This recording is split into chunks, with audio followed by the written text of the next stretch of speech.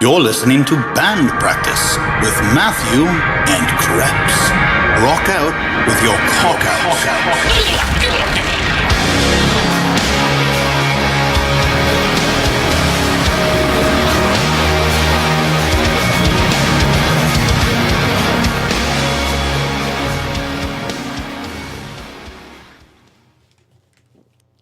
All right, so we are here.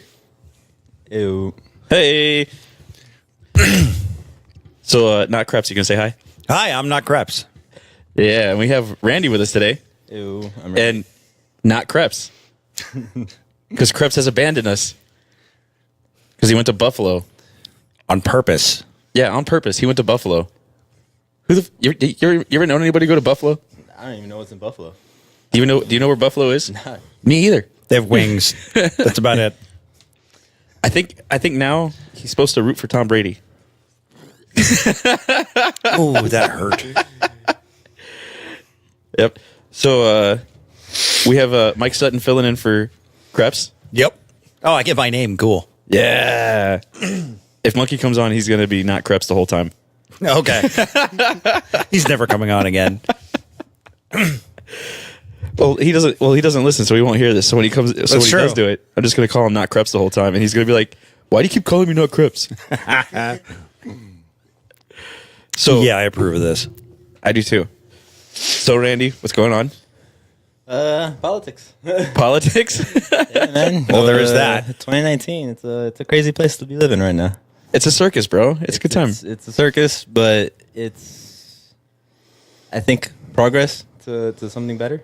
Really? You think so? Yeah, You actually, really think so? For and we talked about it before, where like, you know, capitalism is the main answer, the only answer, and I don't know. I've been trying to think in a way where that's not my first thought, because, you know, obviously it's proven itself, capitalism, it's gotten us where we're at today. But, you know, just trying to keep an open mind. It hurts, doesn't it? It does. It's like, It's fucking painful. it just doesn't make much sense. I can tell you. All right, so I was telling Mike earlier today because we went and had lunch. Yeah. So there's a show on Netflix called One Day at a Time, and it's about a Cuban, well, not a Cuban family, but this chick is Cuban. She's got 2 kids, lives with abuela, and you know the kids. Husband's out of the picture. She used to be in the army or some shit, and it's like them living. I think they're supposed to be in New Jersey or New York or something, and the show was semi SJW the first 2 seasons. It got more into it the second season, but it was, I don't know, it was tolerable. Like, yeah, like, okay, yeah, whatever. Because it was a funny show because they were making fun of a bunch of like Hispanic heritage stuff, and Ooh, that's dangerous. well, not like mocking it, but like exposing it as No, comedy. but you don't remember. You don't have to mock it nowadays. You could just appreciate it and wear it. And we can't. That's cultural appropriation, dude. Real quick, it's just not right. 'Cause Yeah. it's 2019. Well, anyway, it was funny. I thought it was enjoyable. It was a fun show to watch because she would, you know, every once in a while she would get angry and then, you know, blurt into Spanish, which was hilarious to me. And they never put subtitles, so unless you have any idea what's going on, you just lost. Like, which is funny because, you know, Netflix isn't regional, so this is on Netflix everywhere. Yeah.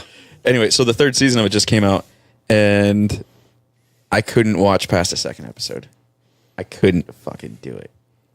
Was there something that stood out where it was like, all right, this is what they want? Yeah, Like, like no, they didn't even pussyfoot around it. Oh, they're like The second- super overt. Oh, overly overt. Like they sacrificed the writing of the show to be SJW. That's creepy. Yeah, and it sucked. And it fucking sucked. Like I couldn't. I'm watching it going, okay, we've had 10 minutes of conversation now about how bad toxic masculinity is. Okay, come on, let's move on with the story.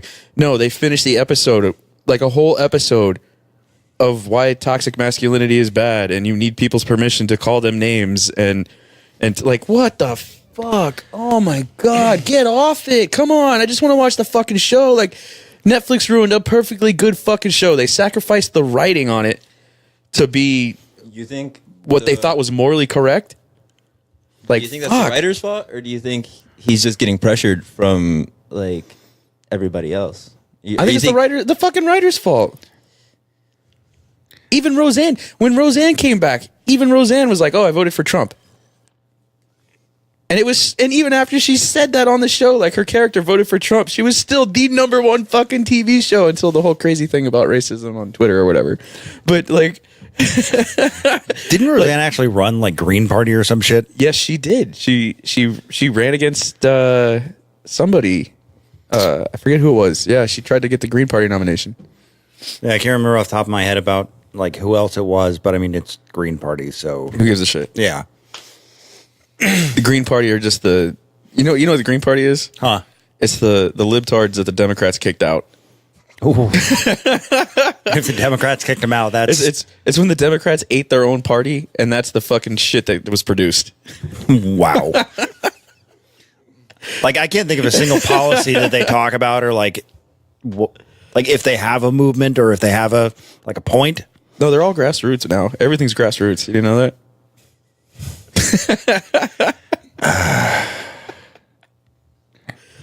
How do you feel about grassroots movements? Explain. A grassroots movement, bro. Grassroots, bro. Duh. I'm not It's a buzzword, man. If it's not grassroots, it's not cool. I mean, there's a joke to be made about grass here, but Yeah.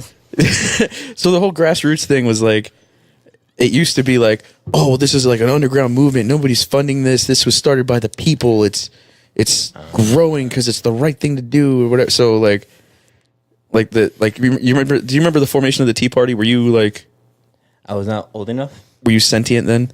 Barely. But I have a basic understanding. If you would like to explain farther, I'd appreciate it. Okay, so when the Tea Party started, everyone's like, oh, this is a grassroots movement, and it was a grassroots movement inside the Republican Party. Okay, I take that back. It probably wasn't a grassroots movement because it was inside the Republican Party, and it was massive and quick and overnight, and I'm pretty sure somebody funded the shit out of that. But they sold it as a grassroots movement to give it authenticity, I guess. I don't know. But ever since then, every movement, everything is described as grassroots. Well, it makes sense. It's going to be the easiest thing to take off. You know, if it's, something started by the people, something started, that's what you want to get behind. Yeah. But it's just, I feel like the people on the left aren't realizing how complicated of a problem it is. And then the people on the right just aren't thinking of how different the times are today, where, maybe we could do different things to solve the problems, but it's not as simple as just, socialism. no, it's most certainly not. It'll work out. Like, hey, especially it's like, to me, it doesn't make sense how, like, some of the people who are supporting government assistance to the level of, a socialist economy don't also support or are saying like, oh, immigration isn't the main issue. It's like, well, even if you were trying to get to that point where, we were socialized and everybody within our, the United States of America got help and we were all good and we were in some sort of utopia where everybody was fine, there's no way to do that and still have immigration, at least on a large scale, because the government wouldn't be able to help those people. They're not on the books. How do you even figure that? It's like they argue math. on both. It's like Math. it might be possible to get to a point like that because, maybe, hey, technology's done a lot of things. A lot of jobs are going away. I disagree. And the only reason we will never be able to get to that point, you ready for this? And this is why. Shoot. Tell me one thing the government creates. Debt. We have a winner. So tell me, legitimately, tell me one thing the government creates. Everything that it has created has been shitty. Well, what has it created? Prisons. Not even. They contracted those out. Now they're for profit. I mean, the institutions were supposed to be. The point is that the government doesn't create jobs. It doesn't create money. It doesn't create anything. It creates absolutely nothing. So if we were in this idealist utopia, in order for the government to give anything out, it has to take it away from somebody else. This makes sense. So in this utopia you've described, what it means is that you work, the government takes the product of your work, and then divvies it out how it sees fit. And then pays you what it thinks you're worth. Yeah. Which is shitty. Yes. Now, where I start to worry is, like I said earlier, jobs will disappear. No, they won't. No, they won't. In a factory that once needed thousands of people, you could just replace them all with machines. All right, you ready for this? When the ATM first came out, everyone thought bank teller jobs were going to go away. Do you know what happened to bank teller jobs? They just changed over to support jobs? Nope. Bank teller jobs. There are more bank teller jobs now than there were before the ATM. There and this is more why. toll And agent this is ladies. why. This is why. Now a branch could be smaller and operated more efficiently. So what they do, they have more branches. They have less people working in each branch. But now instead of having one branch, every 10 miles, they have one branch every 2 blocks. So now they're employing more people because of the technology.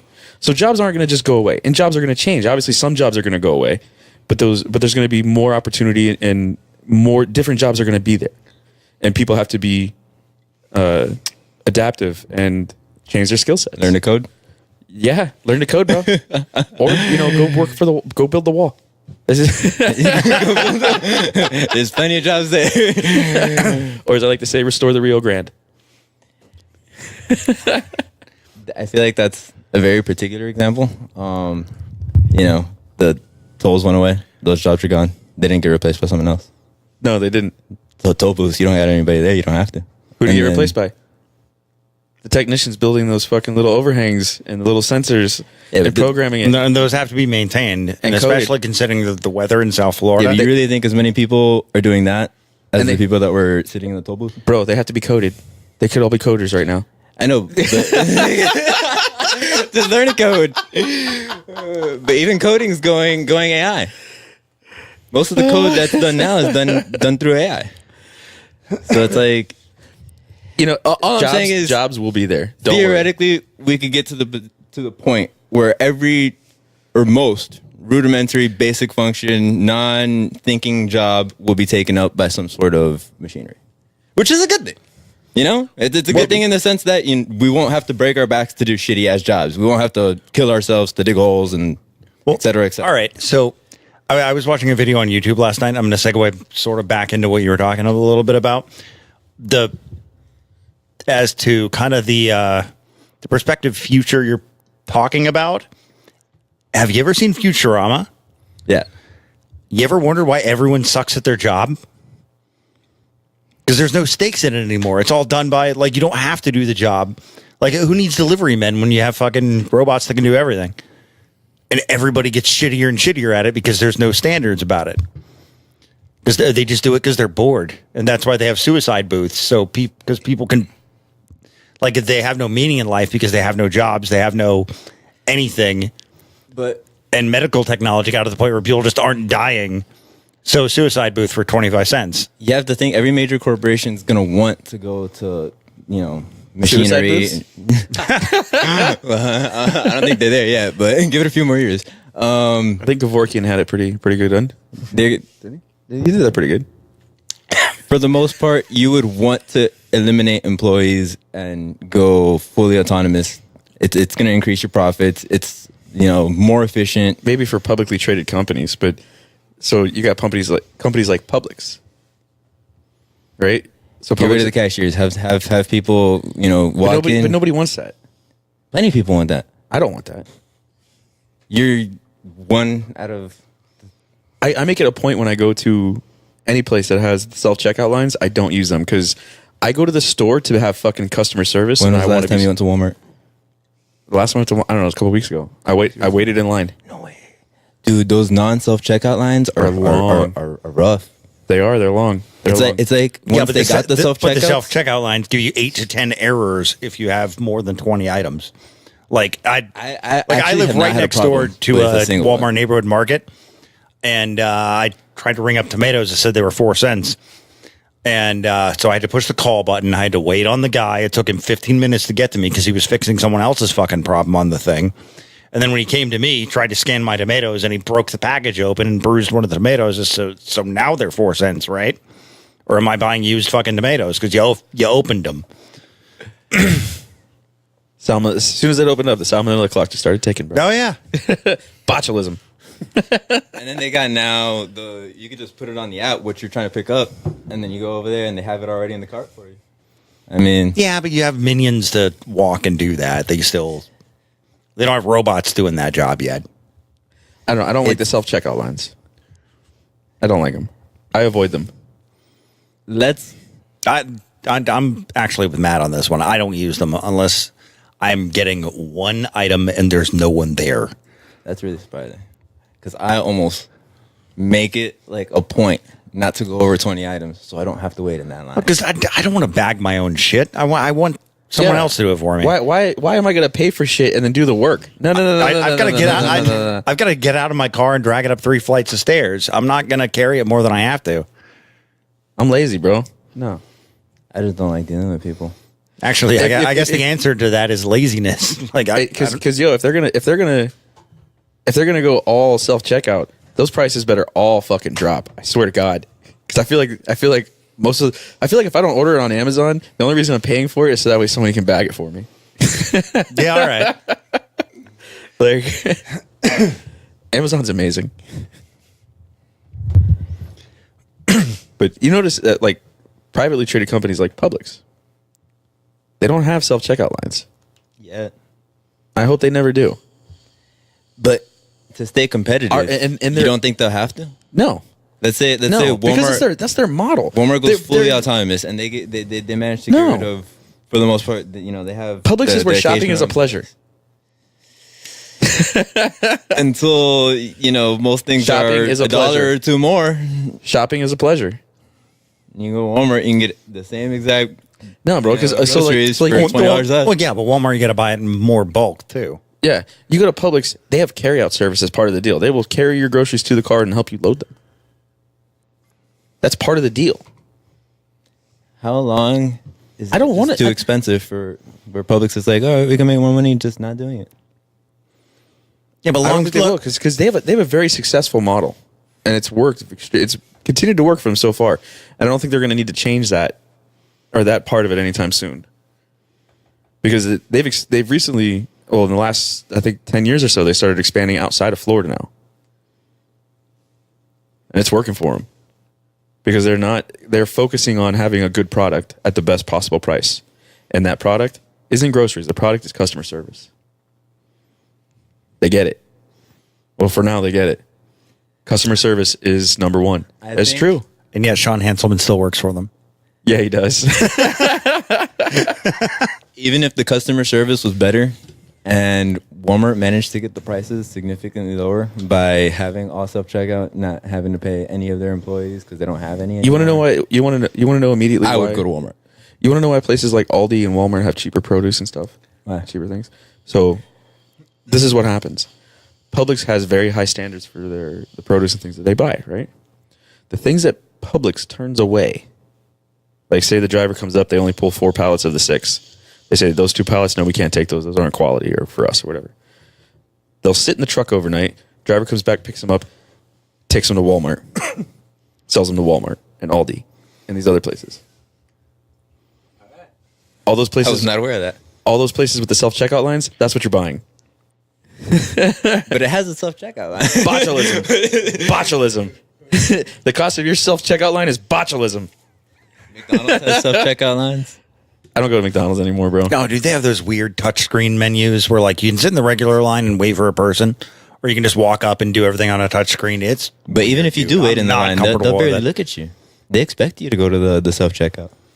At least for the most part. If I go to McDonald's now, in my experience, I'm waiting at least 2 or 3. If it's quiet, I'm waiting at least 2 or 3 minutes before a cashier actually takes my order. Well, let's be real. Or actually talks to me. Okay, well, let's be real. They're working at McDonald's. Do you think they get paid enough to care? Yes. Absolutely. That's a fucking no. They don't give a fuck. They don't care. And I don't blame them for it. They're getting paid dick shit to do shit work. Like, I get it. I worked at Flagship for a total of 1 day before I got fired. But you worked at what now? Flagship, the movie theater down in Homestead. Right. Did you really? For a total of 1 day before I got fired. You got fired? And the whole 3 hours I was there, I took my job very fucking seriously. Okay? I was ready to be really good at that job. All right. And then I got fired. What'd you get fired for? I had told the guy that my social security card was torn because I thought it was. And when I had brought it in, it wasn't. It was my sister's that had torn. And, my mom had mentioned something about it. So it was in my head. And that's what I told him. And I gave it to the lady. He got there later on that day and called me into the office. He's like, "Oh, what do you see about this copy of your social?" I was like, "I don't know. That's my social." Yeah. And he's like, "It's not torn." Okay, yeah. This is, it's not. It's like, so you lied to me. I was like, Motherfucker. Well, I mean, by the definition of a lie, yeah, I guess, I did lie to you, but, I Alternative just didn't know. facts. Exactly. Yeah, there you go. There you He's go. like, I can't have a liar working for me. You're fired. In a, And I was like, what the fuck? in a goddamn movie theater, Yeah, too. in a movie theater, man. Like, I could be like, I could understand if it was a bank or something, like, you lied to me. We work with people's money. We have to trust you. No. You weren't trusted around fucking popcorn. Nope. Nope. That was some seriously important popcorn, bro. You, But yeah. You Yeah, gave to them be- far too much butter. Fuck off. Yeah, but to be real, who goes to that movie theater anymore anyway? That place is a hole, man. That's why I had to ask what it was. I'd never heard of Flagship before. It was one of the best right- things that happened to me, man. It's literally in the back corner by the turnpike, right off of Campbell on the turnpike. Like, Oh, okay. it's behind. What is it? The Applebee's that's there, or Ruby Tuesday? One of those restaurants with all the shit on the walls. Yeah. Shenanigans. But Yeah. it's behind that. Like, they don't even have stadium style seating. I don't think they do. Wow. Some of them don't. Some of the It's like theaters don't. It's like old school, like ramp style. Like, So, like, is it a dollar theater or is it? No, it's a regular legit- price. no, it's a regular price, bro. Yeah, fuck that. No, this sounds stupid. Yeah. it would have been a doing shitty place that. to work. No, it's absolutely stupid. And like to be completely honest, I'm the type of person that really doesn't get anything done until they're in a shitty situation. So I might have very well still been there. If Very if I didn't get self-aware for fired. such a young person. Oh no, I do a lot of like reflecting and Okay. just general thinking and trying to figure out. Sometimes it's like to a fault, but Okay. It's funny in the time that I've known Randy, because I think I met him when he was we were like 19, 20? 19. 19, yeah. The amount of maturity he has gotten from 19 to 23, 24? 23. 23, yeah. The amount of maturity in that small amount of time has been amazing. Huh. Good for you. I was a fucking moron at your age. Yeah, I was too. I was a fucking retard. Oh no, I'm not saying I'm not a moron. Oh no. That's completely different. No, I mean, just maturity wise, like he's speaking to your maturity. Not me. Dude, I'm not, gonna Not lie. at that age, I'm man. not gonna lie. You were leaps and bounds ahead of where I was. I was a fucking retard. I didn't give a shit. I was running around doing whatever the fuck. Like, no. I had nothing set, nothing, no plans, no nothing. I was just like, I was traveling the world and trying to kill people. Like, whatever. But I mean, that's cool too. I like how you're non-judgmental. Like, traveling the world. I've thought about it. Killing people or traveling the world? Traveling the world and killing people. And Okay. I would join something like that, you know? There's a really cool club. It's called the Marine Corps. But yeah, no, at your age, I wouldn't go in now. No. Yeah. That's another thing I was like, Yeah, no, don't. maybe if I was like 18, right out of high school, and, you know. had Oh, no idea like what me. to do. But I had more ideas of what my future was going to be like when I was 18 than I do now. Like, at 18, I had thought, I'm going to start a computer business, this, that, and the other, and that was my main focus. Turns out, spending a lot of time with computers is not really fun. After a while, you just want to kill yourself. Yeah. But, I don't know. I figure now I just educate myself as much as I can and kind of hope at some point I'm worth it to be hired for a good price. Yeah. But Well, probably not, because computers are going to take all your jobs, bro. this is true. This is why you need to learn how to code. There's so much fucking math and coding. I'm just fucking doomed, man. Nah, man. Like it's not only hard. math, I'm dyslexic. Dyslexic? Yeah. So I'm gonna fuck up. I'm gonna fuck up the code every single time and not gonna know why. That's the worst. So you brought up politics, which is funny, because all right, so I'm fairly libertarian and definitely voted for Gary Johnson. Who'd you vote for in the last election? Oh, I didn't vote. I wasn't educated in the last election. I'm glad I didn't vote in the last election. I don't think anybody that's educated should go vote. What? That's not educated. Anybody that's Excuse not me. educated. Excuse me. Okay. That's- I was that gonna came out say wrong. Hey, I don't- Smart people shouldn't vote. I don't think anybody No smart that's people not should vote. educated, because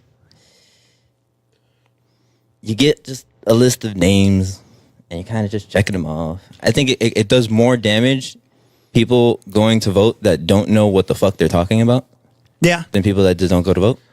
Yeah, I can see that, but they have the same rights as we do, stupid or not. Yeah, I can understand Unfortunately. that. It's almost kind of sort of like defending freedom of speech. You might not like what the other guy's saying, but you defend his right to say it.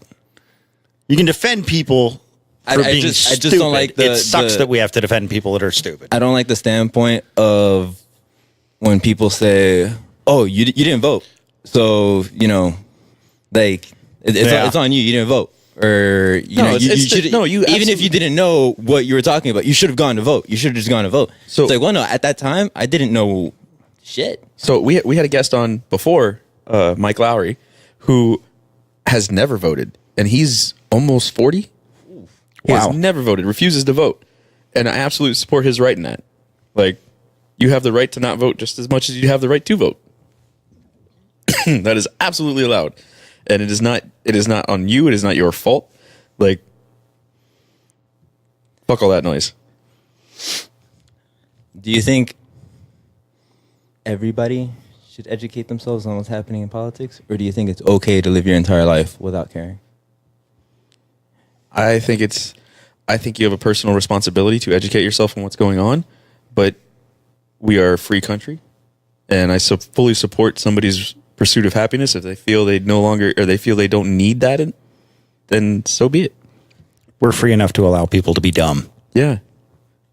But not free enough to allow girls to be men? Look. All right. So you brought that up now. All right, look. This is what I'm saying. All right, look. If you decided to be a fucking woman, or you decided you were a woman at this point, no, you cannot go compete in fucking women's wrestling, women's that's where you contact draw the sports, line.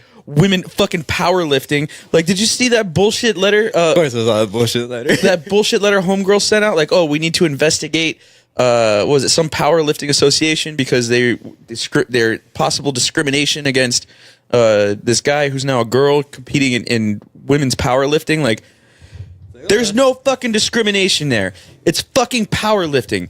This guy, even if he's on hormone therapy, he's got 20 some odd years of fucking testosterone in his body. That means different ligaments, different joints, different bone density, Muscle It gives mass. him muscle Yeah. mass. And they have recently discovered in the last couple of years, so you have muscle cells, right? And people thought if you stopped working out, they went away, just disappeared. They'd shrink. Turns out they don't go away. That was the whole study Ever. with the whatchamacallit, these people that shoot up. Yeah, they just get really, really small. So like the UFC and major sports organizations right now are talking about banning people for life if they ever been caught doing steroids because of the because it's still in you. You still have. yeah, you have those muscle cells for the rest of your life, whether or not they're activated because of working out or using them. Makes you think. Yeah. So yeah, somebody who's 30 Go on a years few old cycles of as steroids. yeah, somebody who's 30 years old as a male decides, or 20, 25, whatever, decides they're a female and wants to compete in female athletics. Fuck off. Fuck you. Fuck you. Fuck you. I can never remember the name of that MMA fighter that transitioned. Oh yeah, it was fucking all these girls up. Oh yeah, just like hurting them. beating the shit out Like of women hurting all them. the time. Like, how is this? Hashtag feminism, I Yeah, yeah. guess. I don't fucking know. But like, Hashtag me too. yeah, absolutely, the Me Too. And then remember when hashtag was pound? Yeah. Pound Me Too. Me Too is dangerous, man. Me Too is really dangerous. I don't understand the people who don't realize if a girl's willing to fake a pregnancy, she's probably willing to fake that she got raped. Just saying. because pregnancy has, proof. Hey, by the way, you're not actually pregnant. And she's still willing, like, you know what? Fuck it. I'm going to say it. Like, yeah, maybe they'll believe me. The proof's in the pudding, as it were. I'm not touching that. I feel like That's too dangerous? I feel like that's really dangerous, bro. Nah, man. I don't think anything should be taboo to talk about. Fair enough. I had a girl tell me she was pregnant once. Well, you're in the right room. Was for she that right? sentiment. Was she honest about it? Or was she... Do you have any kids out there, Matt? No. No. Or she was just telling you that she was pregnant. No, not necessarily with you. Preggers is a terrible, terrible disease.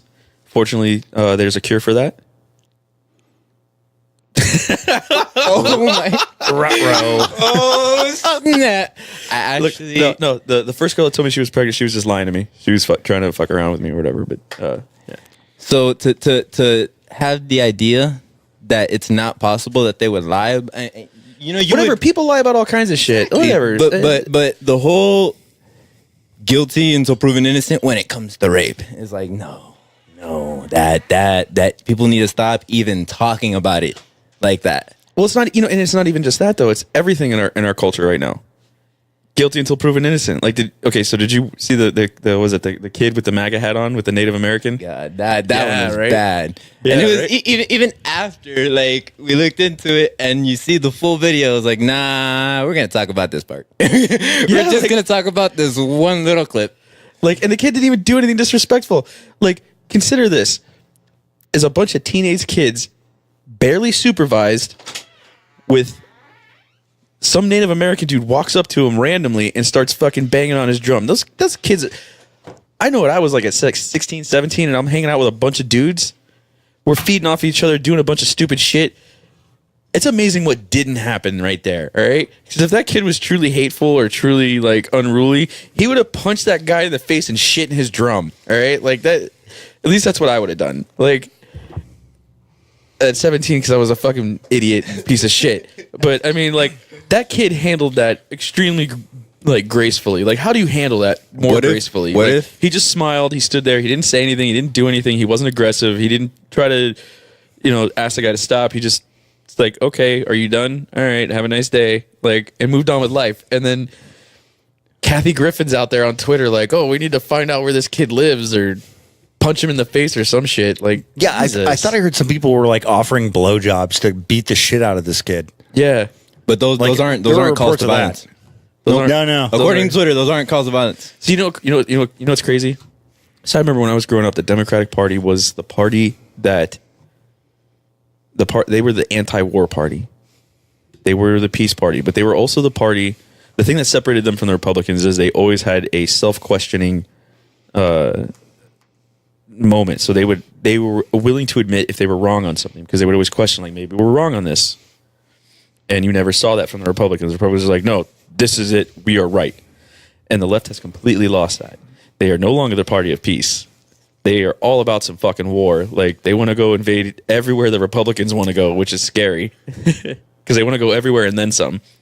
And then they want to let everyone from those countries come live here with us with no immigration paperwork, no background check. Just show the fuck up. And by the way, here's welfare, here's SNAP, And here's the all general free basic shit. income. Yeah, here's your general basic income. And welcome to America.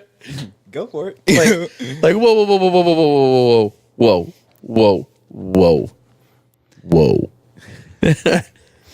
Like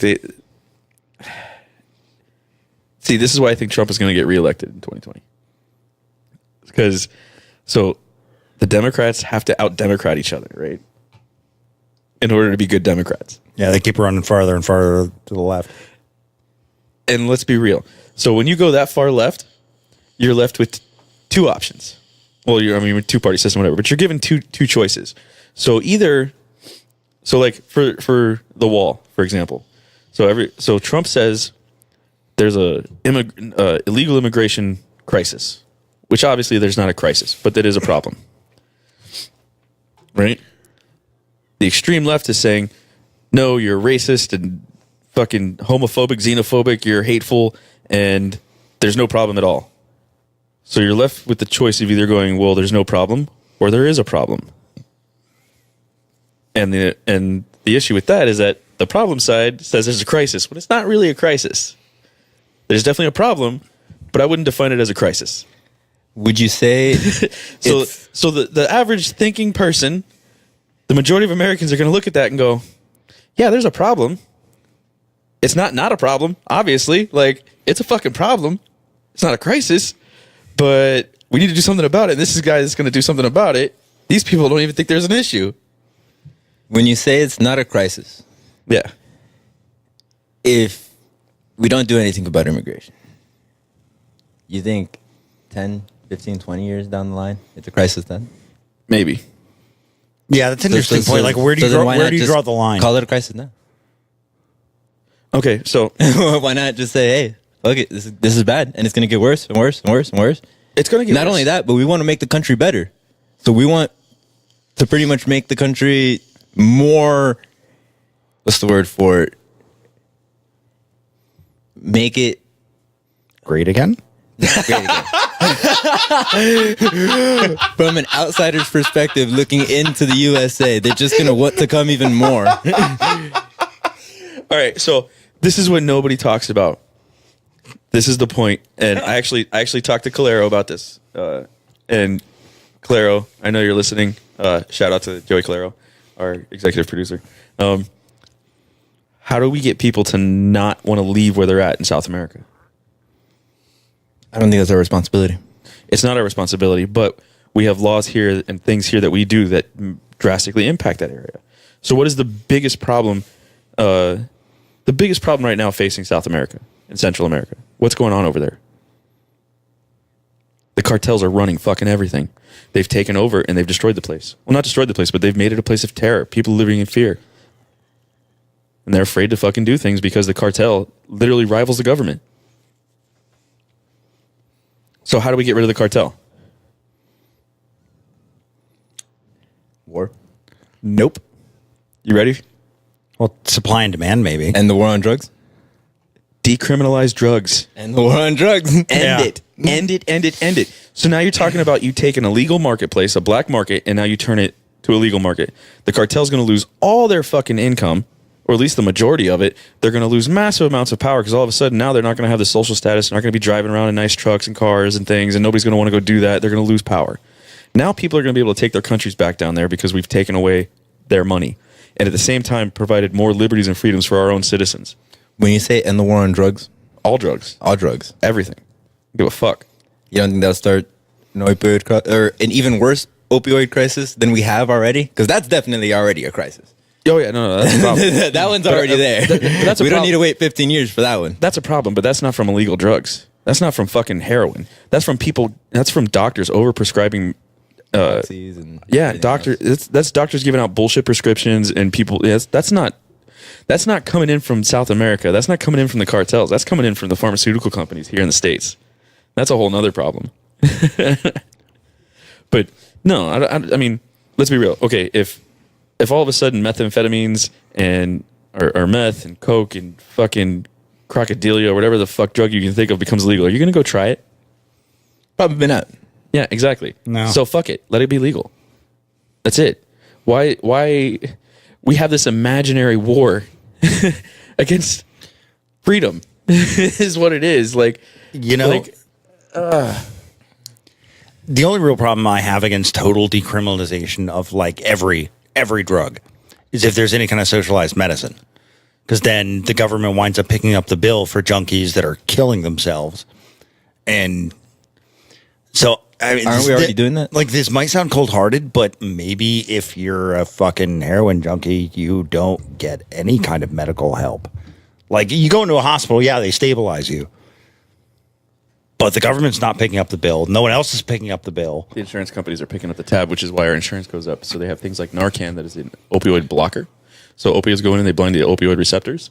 Narcan comes in, they pump you full of Narcan. Narcan separates all the opioids from the receptors. Your high goes down, and then your vitals stabilize. Like, it's pretty instant. Like, But then they just let you back out? yep, As if, you're not addicted to this? yeah, that's it. As if you're not going to go Done. and just do it again? They say, "Here's your Narcan. Have a nice day." And then if you're smart, when they drop you off the hospital, you give them a fake name, fake social security number, and then you leave. So I was almost kind of thinking like a Darwin Award type solution. No, like if it you're trying to is- kill yourself, they just die. Like the Louis C.K., like the peanut allergy thing. Yeah. Just give them all peanuts and then no one's allergic to peanuts anymore because they're not breeding. Because they're dead. If that would have worked out, I wouldn't be here. Huh? I am allergic to peanuts. Well, a solution. I still Solution, got bro. I'm that sorry. allergy. They didn't do it right. They fucked up somewhere. But Sorry, I just advocated for your death. I was gonna ask you something. Ask away. The same people that you were saying the for the opioids, whatever they give them to get rid of Narcan. Yeah. Narcan. Is that also Purdue? Is it what? Purdue, the pharmaceutical company. I don't know who makes it. I'm sure every pharmaceutical company has a brand of it or has an off-name brand or whatever. Narcan is the name of the drug, though. Like a generic. Yeah. Yeah. But it's called Narcan. It's they usually give you like 1 milligram. Because that'd be pretty fucked up. It feels like, yo, we got these oxys. They're gonna make you feel real good. We're gonna sell them to you.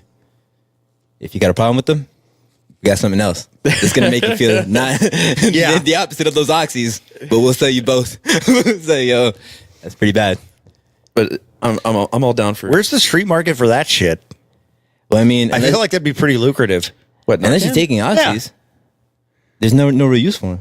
Well, okay. So this. Well, no, I mean, like if somebody's having a real fucking bad time or somebody's going to OD or something, why not have that, with you? Like, have you ever seen Pulp Fiction or? No. No, maybe a little too young.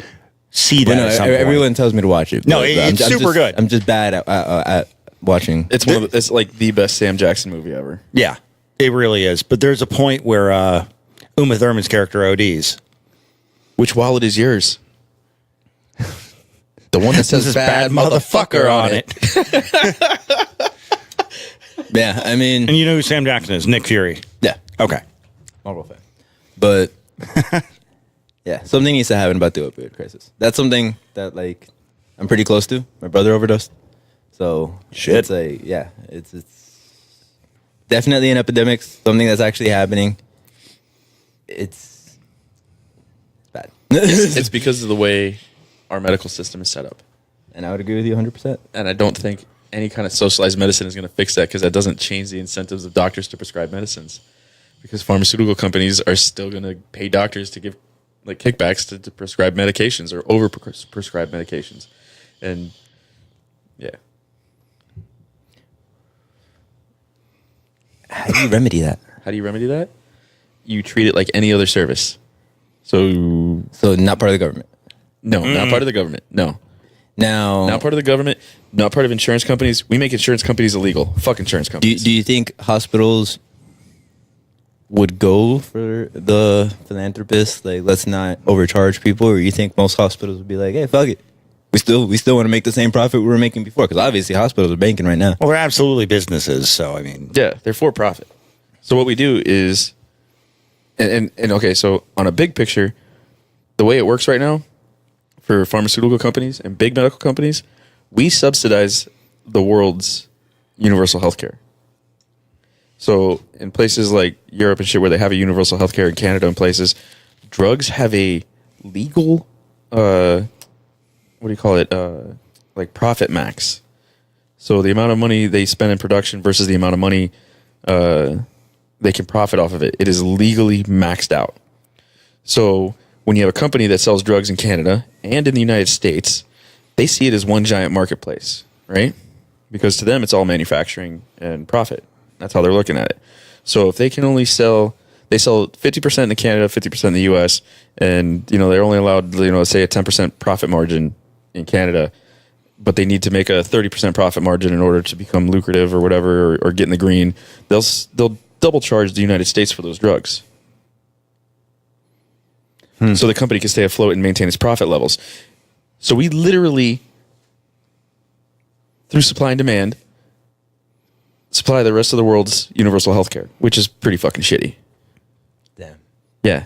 no, That's those, bad. those Yeah. are your tabs. You should be picking them up, not us. Yeah, basically. So the rest of the world is literally fucking us with their universal health care. They are fucking us.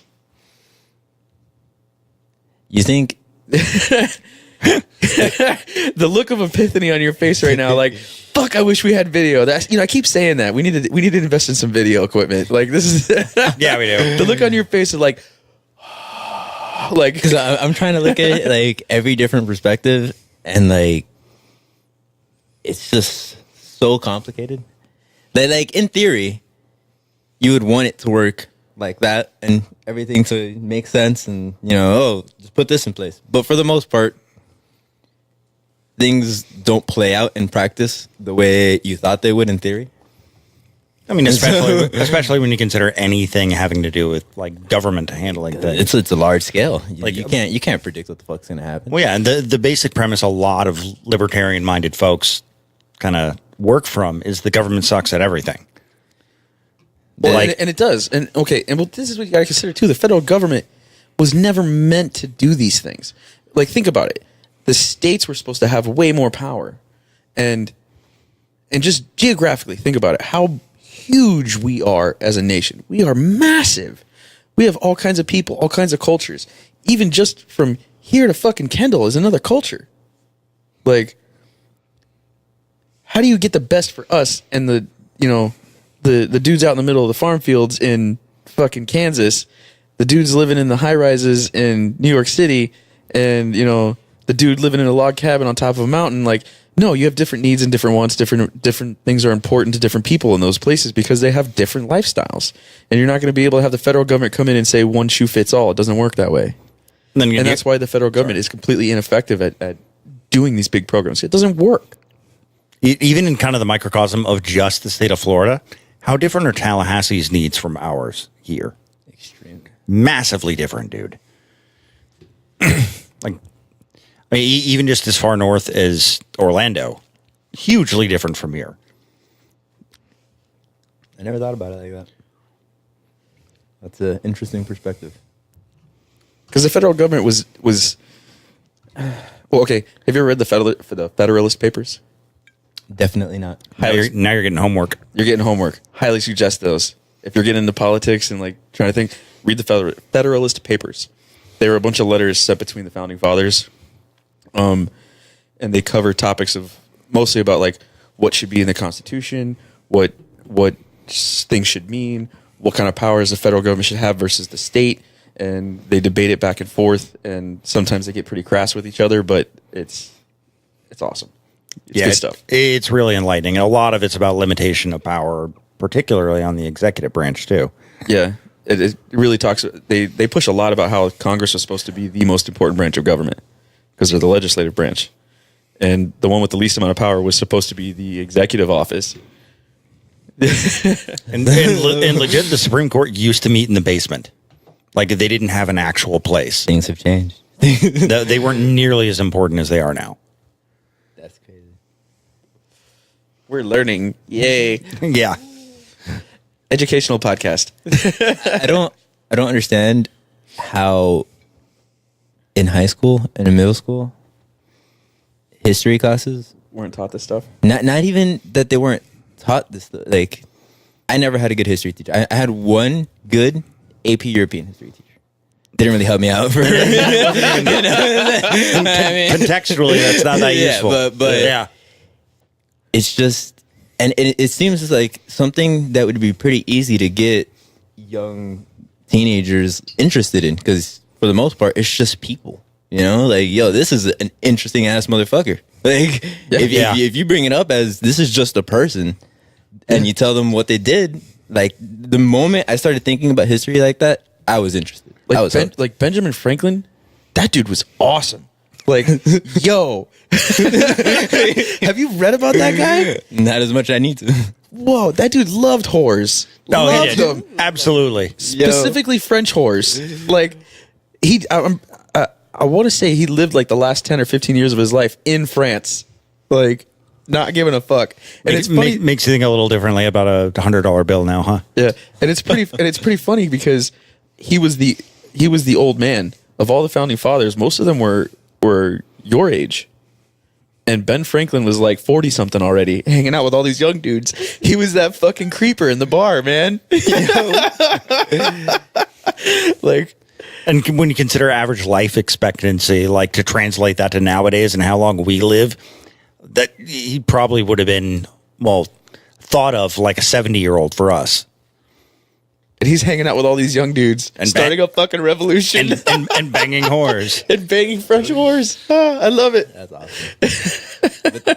That's how history should be taught. Straight up. Just like that. Like, it's super interesting. Like he was a great mind. But yeah, super interesting. I feel like in the classroom, it's you can only talk about, or the teachers at least, the books, the textbooks, everything can only talk about like what was done or what got completed historically, but they never talk about these people just like they're another person. Like they're just a regular. They were a citizen. That's it. Like they don't talk about like the Continental Congress and like how fast the first couple Congresses, how fast they were able to come up draft and what do you call it? Agree upon the Constitution. And the things that went down, they used to have fist fights because they were so passionate about things. But even though they had fist fights, like they didn't have like ongoing feuds. Like they'd knock each other in the face a couple times and then go have a beer. Like there was a level of civility to it. Like I don't know that you don't see today. Absolutely not. No. Like I was telling you earlier, I was watching the Joe Budden. He did a video after the State of the Union, like State of the Culture or some shit. Literally, the very start of the video, he's like, "Oh, the best part of the State of the Union was when it ended because Trump finally shut the fuck up." Like, really, dude? Like, you didn't listen to a single word before that.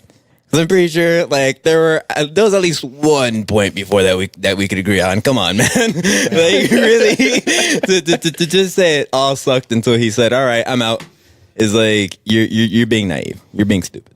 You know what I really love about the Democrats, and I really this is my favorite part of the circus that's going on right now. So, they had the Democratic response to the State of the Union, right? And it was that chick, I forget her name. Cortez? No, it wasn't AOC.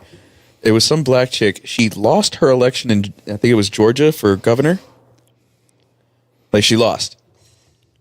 But they chose her to give the fucking official Democratic rebuttal to the State of the Union.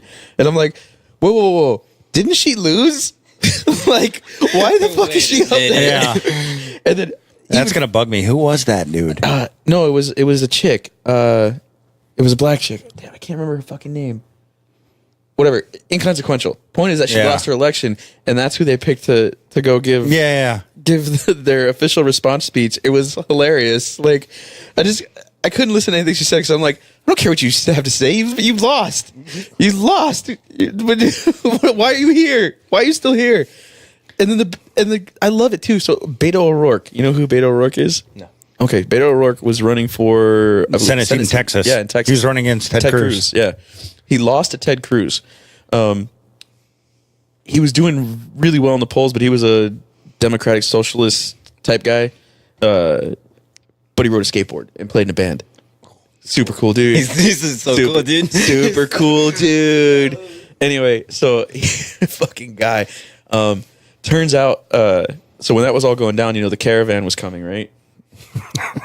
Yeah. The caravan's coming. Everybody run. Yeah. So a bunch of his staffers wound up getting indicted. And I don't know if they're doing time in prison, but it was confirmed that they were taking campaign funds and campaign contributions and sending them to the caravan. No fucking way. I didn't hear about that shit. Yeah. It doesn't surprise me, but yeah. Anyway, so he lost to Ted Cruz. But the point of the matter is that so Trump did a rally shortly after. I think it was like a week ago, right on the border of Texas town. I think it was like El Paso or whatever, some border town where they just erected a piece of wall or put up a physical barrier. And he's talking about how the crime rate dropped and this and that. And Beto O'Rourke decided to have a rally right next to Trump. I think I heard about this. this is the best part. I think they said that there was like 15 or 20,000 people at the Trump rally, and there was like 200. That's it, 200. Not 200,000, 200 at Beto O'Rourke's. And he's talking about he's throwing in a presidential run in 2020 apparently. And I'm like, you lost to fucking Ted Cruz. Like, you lost to Ted Cruz. It's not gonna happen. Like, one of the most like non-charismatic motherfuckers in the Senate. You lost to that guy, and you're gonna go for president. You see, this is like the third time that he's put up the proposition of like legislating the bill, putting term limits on Congress. Yeah, he's put that up 3 or 4 times now, and it would actually end his career as a congressman. Absolutely, it would, because he's passed the term that he put forward the same. We should have these many term limits. I like Ted Cruz. Actually, the more I read about the stuff he tries to propose, the more I like him. Yeah, constitutionally, he's on point.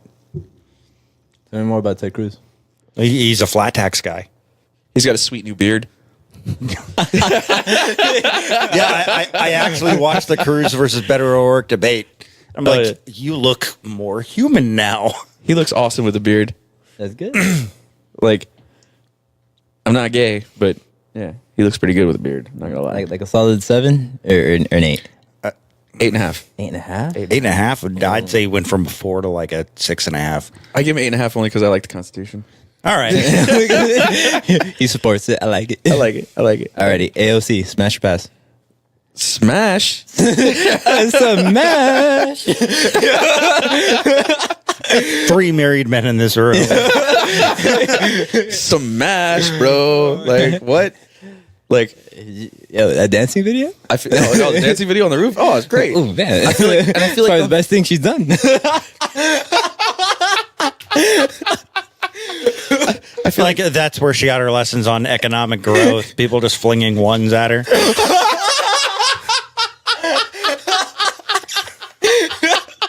Hey, look, guys, money's free.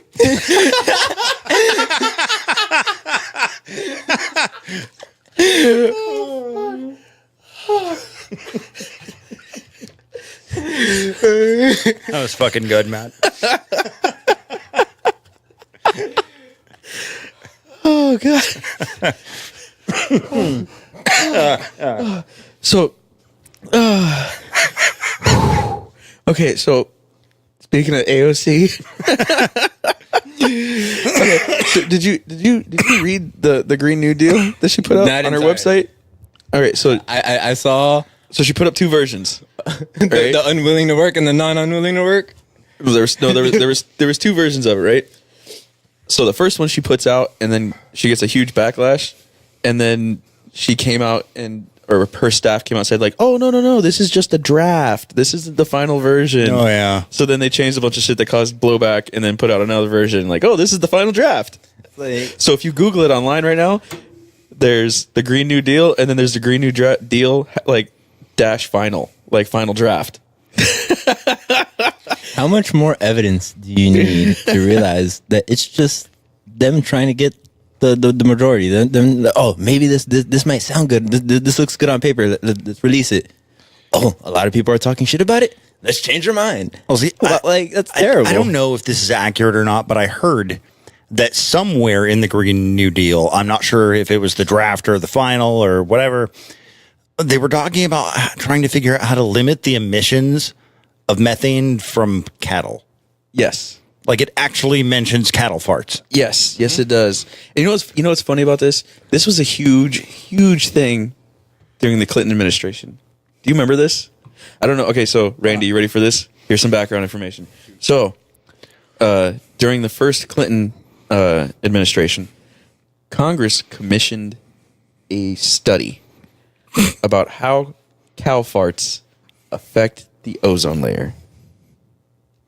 And it was a huge big deal because during Clinton's first term, the thing he did that was really, really good is he balanced the budget.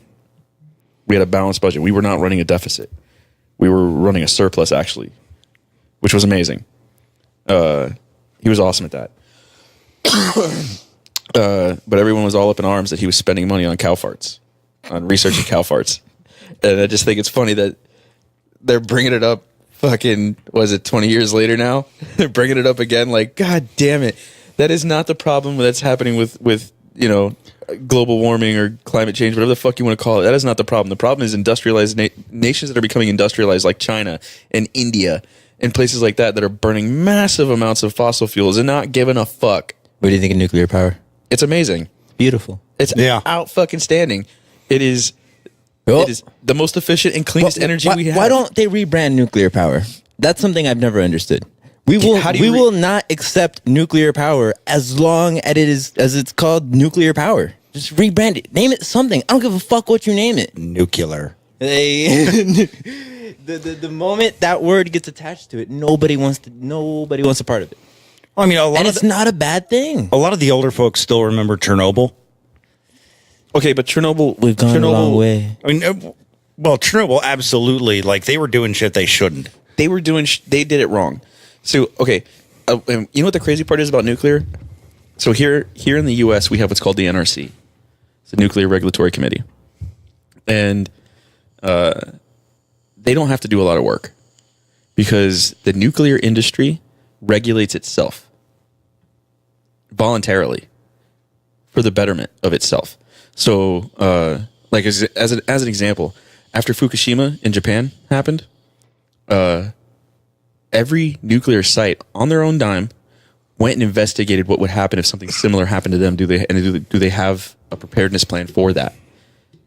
Turkey Point went and dropped something like, I want to say it was like $7 or $8 billion to upgrade and build defenses against earthquakes and tidal waves and like tsunami waves and things in case something like that ever happened here. Before the government got involved, before anybody started saying anything, and they went and upgraded their own infrastructure on their own dime off their own investigations before any of this happened. And every other nuclear site in the country did the same thing. Because nuclear power as a whole, as an industry, understands that people aren't Gonna trust it? They don't trust it because they think it's dangerous and we're all going to die. And and a lot of it is because they don't understand it. They think the plant's going to blow up and it's a nuclear bomb, which is not how it works. No, that is not how it works. Aren't we just exploding nuclear bombs and just harvesting the energy? Isn't that the process?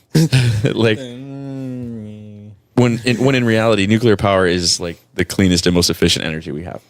Like by far. Yeah. And her Green New Deal that she put out was to use absolutely no nuclear energy. No nuclear, none. Because that's green. What was it? Who was it? I forget which senator it was. He said, we can't put up wind farms because wind is a finite resource. And if we harvested wind, then we wouldn't have as much wind and the planet would get warmer, adding to global warming. Whoa. We need to figure out who the hell that is. That was a politician? Because it sounds kind of familiar. He said this was probably like 3 or 4 years ago. I'm trying to remember who it was. It was an old white dude. That narrows it down. Yeah. Yo, fuck it. I'm stupid, but I'm not that stupid. I'm running. Right? No, wind is a finite resource. Like, wait, what? No, it's at some point there was a senator, I want to say from Georgia, that suggested that, now I forget what island it was. We were talking about sending military out there.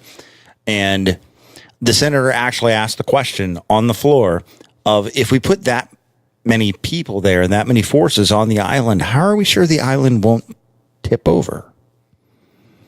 Like it fucking floats there. Man. Like it's a ring that's afloat. And if you put too many people on one side, it's all going to tip over and everybody dies. Now, it was Joe Barton that said it. Is he a flat earther now? Bro, you didn't know the earth is flat? That has to be the same motherfucker that can believe in that I don't shit. know, man. I'm 90% sure it was a senator from Georgia. I'm going to look that up. You guys know the flat earthers have evolved now, right? What are they now? They think the earth is donut shaped. It makes more sense. Yeah. So wait, does the sun go like into the middle of the donut, or does it just circle the donut? No. We're not a sphere. We're a donut. That's what I'm saying. So you can. That's why satellites work. But I don't, Hang on. I don't understand. No, If we're that's a- the plot of fucking Halo. Halo's a ring world. if we're a donut, then what parts of the world are in the middle of that donut, and how does it get sunlight?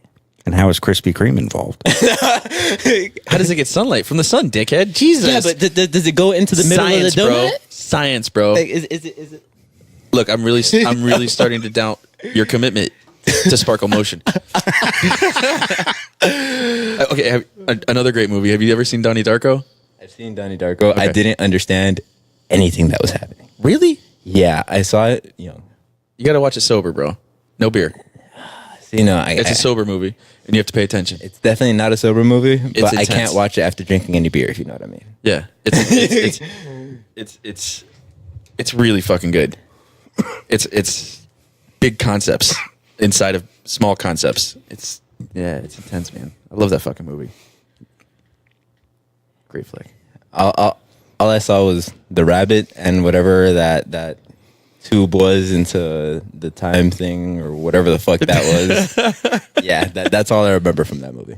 You should write a new trailer for it. That rabbit was scary. Why are you wearing the man suit? Yeah. What are your top 5 favorite movies? Top 5. Okay, that's a good favorite question. movies. Yeah, top 5 favorite movies. What do you got? I don't watch a lot of movies. Most So of then them, the last 5 you saw, I guess, are your they're top 5. probably mostly gonna fall under the Marvel category. Excellent. Okay. We're experts. Yeah. Self-proclaimed, bro. I like, out of all the Avengers, I probably liked the first the most, just because it was like the first, you know, like everybody was getting together, and I was like, it's happening, you know, and that was exciting. Yeah, that was exciting. So, and then I don't know, a lot of the movies that impacted me probably didn't impact you guys because I watched them at a certain age, like Holes. The fucking movie with Shia LaBeouf, that guy. When he was still young. Yeah. What? Yeah, dude. I have no fucking clue what you're talking about. That movie was important to me, man. Fucking. All right. Okay, Give us a synopsis here, because I have no fucking idea what that movie is. Instead of sending kids to jail, they pretty much made them dig holes. And it was like this camp. And turns out that they were looking for like treasure there or some shit. Okay. And yeah, Shia LaBeouf found it. But it was like his family's treasure, which made absolutely no sense. But you know, Did you ever see Fight Club? it was a movie. so- Have you ever seen Fight Club? I have seen Fight Club. It's on the list. Okay. Have you ever read the book? No, I've not read the book. Read it. Read it. Are they very different? No. No. There are a few key points that are different, but not. Okay, the movie is almost verbatim the book. Almost verbatim. It is really fucking good. The only thing, so like, you're gonna have to go back and watch the movie after I tell you this because you're not gonna believe it. So Edward Norton's character doesn't have a name in the movie. They never once say his name. Not one time. I think I heard something about that, but never believed it because I never went back and watched it. Not one time do they say his name. So in the book, he's constantly referenced as. Remember that scene in the movie where they're in the house and he's riding the tricycle through the fucking thing and they're reading all the shitty magazines and he's like, I am Jack's bleeding heart or I am Jack's dying I spleen. remember that scene. They always refer to him in the book as Jack's whatever. Yeah. Yeah. So and he's referred to as narrator in the movie. Like on the credits, it's narrator. There's no name. That is interesting. Yeah. It's genius. And he pulled it off for an entire storyline. Chuck Palahniuk did, and it's to the point where you don't even realize it. How great is that? That's insane. I liked Split. Oh, that was a great flick. That was a good movie. I really want to watch the one that's coming Glass? out. Glass. It's out, I think, isn't it? I think so. I haven't seen I didn't see the one with the train. Unbreakable? Unbreakable. Yeah, I didn't see that. Oh, that was a great flick. Yeah, Unbreakable was good. I haven't seen anything after that. There was In the Unbreakable. continuity. Well, Unbreakable and then Split. And Split, you didn't know was part of the continuity till the last 5 seconds. Till the end. And you're like, what? Yeah. Do you you're watch like- House of Cards? Yes. Yeah. All of it. Oh my God, it was so including good. the season that just came out without Kevin Spacey. No, I refuse to watch it without him. Yo, They're high-fiving. Yeah. dude, no. Yeah. Kevin Spacey made that show. I don't care about the rest of it. He's not there. I'm not watching. That's it. No. But you think he did it? Did what? Molest little kids? Yeah. Yeah, of course he did. It does make you look at the movie American Beauty a little different, though. Because that's kind of part of the plot. Like, was he involved in the writing? That,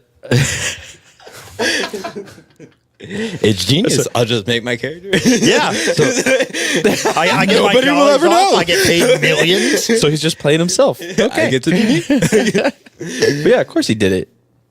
And then what was it? He got some reporter's kid or in New York or some shit. He fucking sexually assaulted in a bar or some shit, and then he went to jail for it. I don't know. What do you think about Elon Musk saying that? Calm down. We're still on this. Do you know who Brian Singer is? No idea. Really? Yeah, no. Brian Singer? I'm also really bad at names, so I might know. Okay. He was but I think he might have been the writer, but he was also the director for the X-Men movies. The original X-Men movies. X1, X2. Even the first one. Yeah. X1, X2, and I think he left for X3. Any of the Wolverine movies? Yeah, the one that was titled X-Men United, Singer wasn't a part of. Yeah, but that was his big thing. He also came out, or no, he didn't come out, but it came out that he was a kitty toucher. And and he got blacklisted or whatever, part of the whole Me Too push or whatever.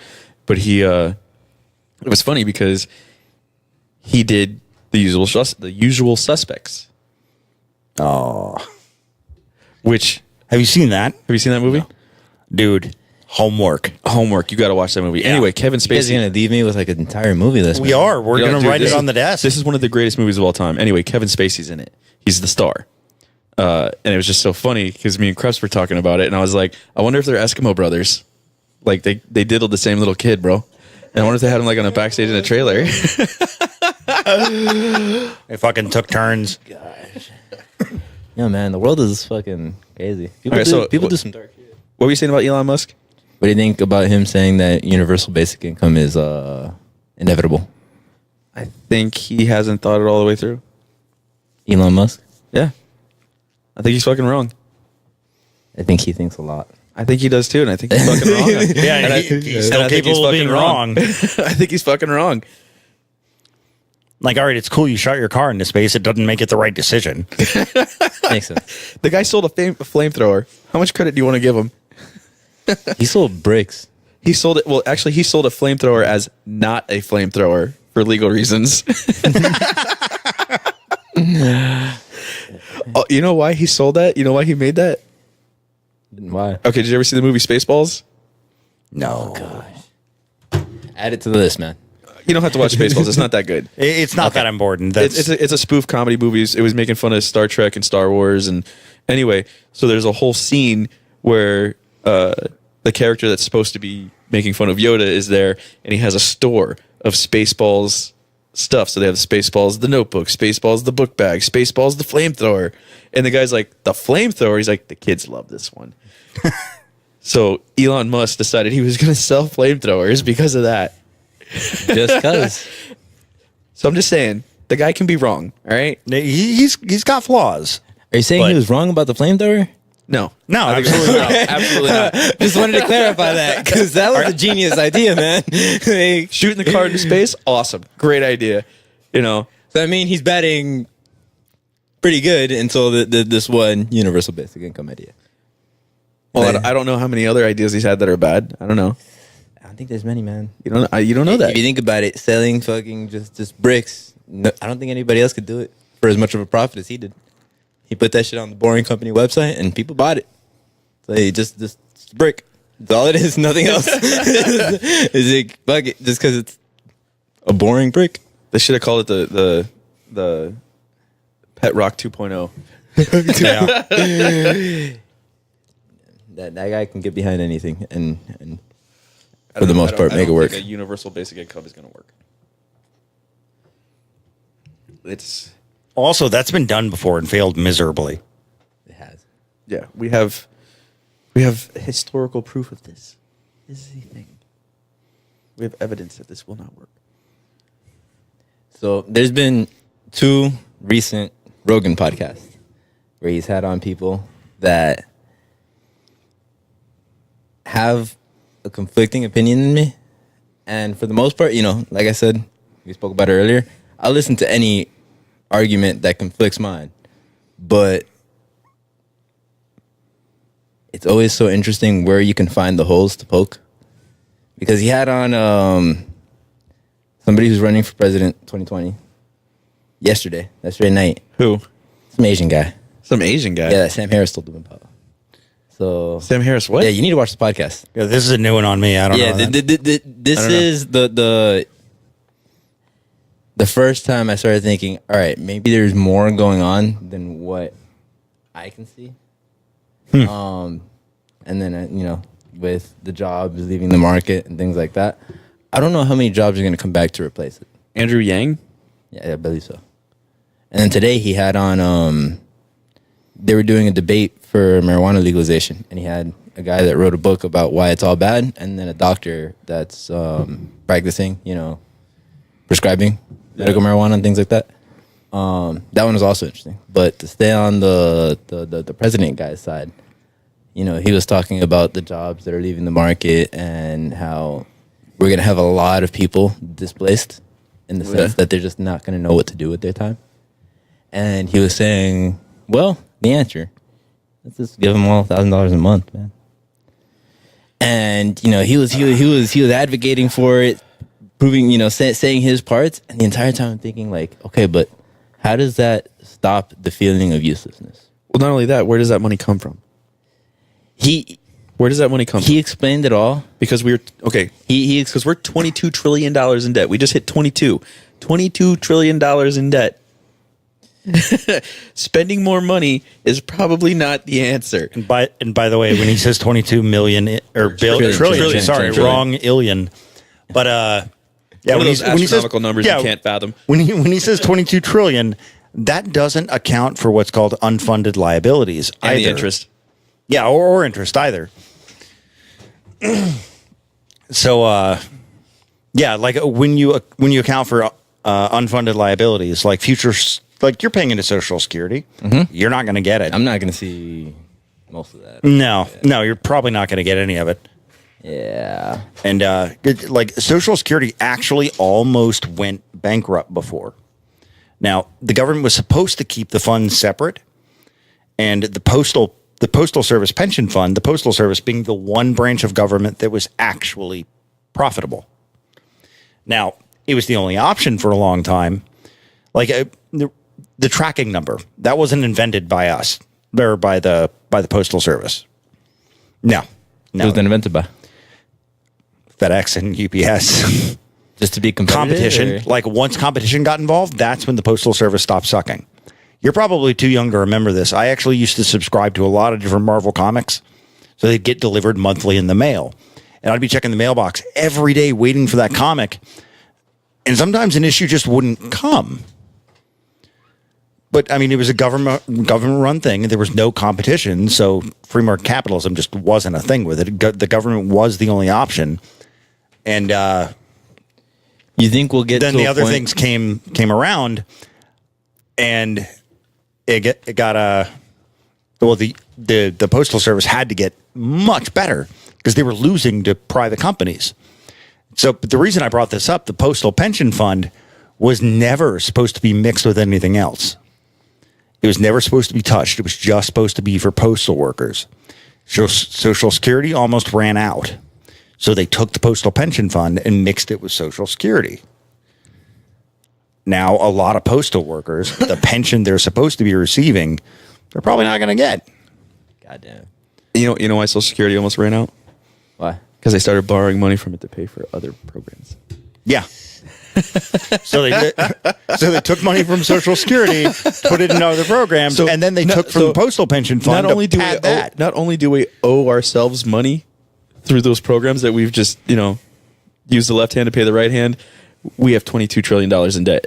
And that doesn't even account for the interest on that $22 trillion. The interest payments alone by the end of this year will be more than the military budget. The interest payments alone. Just the interest.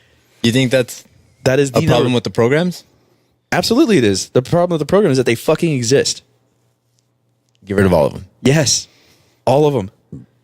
Goddamn. Because, like I said before, what does the government create?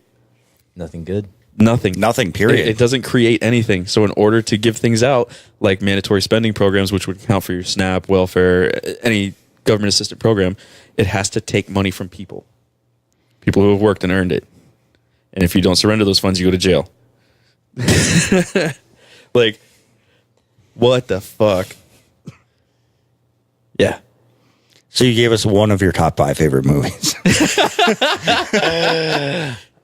Man, that's a question I'd have to think about, man. We're talking about all this high-minded government shit. Like, you can't tell us your top 5 favorite movies. Like I said, Okay. No, Top it's comedy- cool okay. that you're more Okay. informed. So, top comedy movie. top comedy movie. Yeah.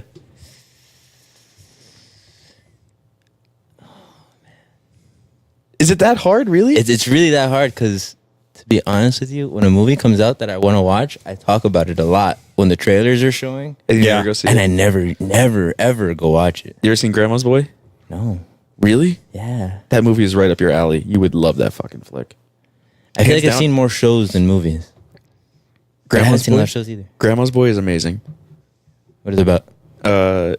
It's actually Like a game tester that lives in Yeah. a basement. yeah, he used to work for his dad's law firm, and then he quit, and yeah, he lives with his grandmother in a basement and designs and tests video games and gets stoned all the time. And he's like 40 years old. Oh, that's right up my alley. And him and his coworkers go through this whole debacle, and then he winds up developing his own video game, and it comes out and it's like a big success or whatever. And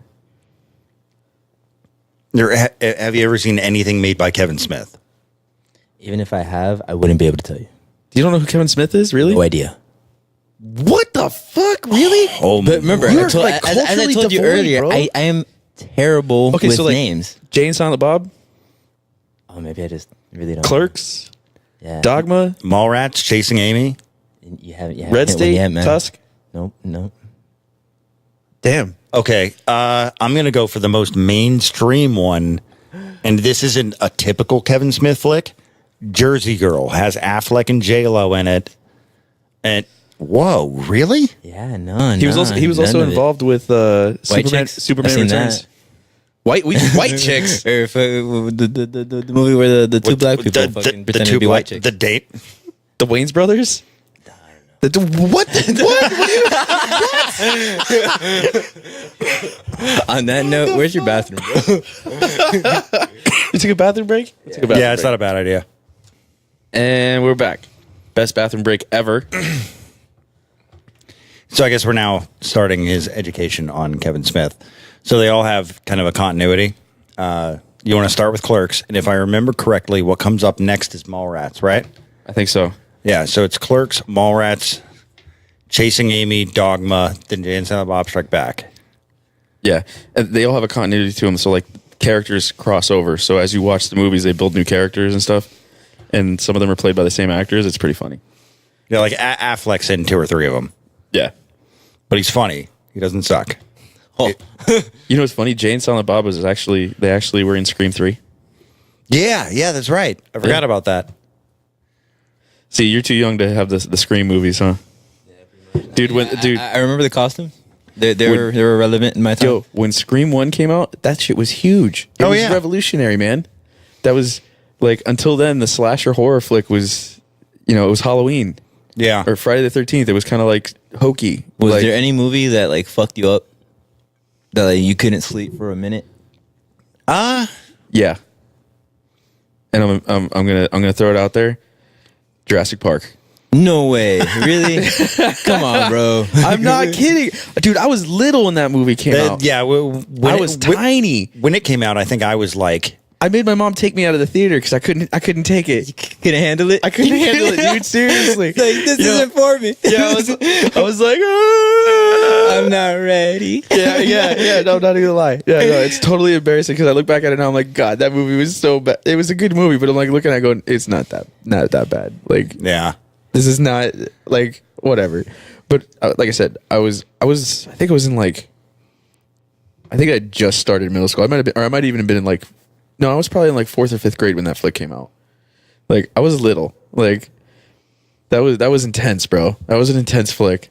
Damn. Yo, The Ring. When The I first Ring? watched it, when it came out, I was young. That movie was scary, man. That's some 7-day shit. I was scared until the 8th day. Like 8th day morning, I was like, I made it. Like, we're good to go. I don't got to worry about that shit ever again. I survived. I survived. Hey. So like when that movie came out, I was up in North Florida in college, and I'd just gotten out of seeing it. And on a whim, I decided I'm going to call my mom. So I call her, and I find out she's on her way to the movie theater to pick up my sister. And she would always check what time movie ends. So then my sister's not hanging around with, well, the people she hung out with anyway. And so I looked over at my buddy Justin. I'm like, dude, give me your cell phone. This is why. Oh, you're a terrible person. And mom told me what time the movie ends. I'm like, Mom, I'll call you back. And I called my sister from my friend Justin's cell phone and went, 7 days, and then hung up. Oh my God. I swear, if anybody would have done that to me after watching the movie, I would have shit myself. No, like I right there. Really? Wherever I was standing when I got that phone call, I would have been like, dude, I wasn't home for like 2 months since that incident. And as soon as she saw me, I didn't get a hug. I got punched. dude, that. So what movie have you rewatched multiple times and can sit and watch it no matter what? Or do you have one? I take it you don't have one. I don't think I have one, man. There might be like a show. So what was the most impactful movie you ever watched? Like what's a movie you were like, fuck? Like, and it just stuck with you and it's like,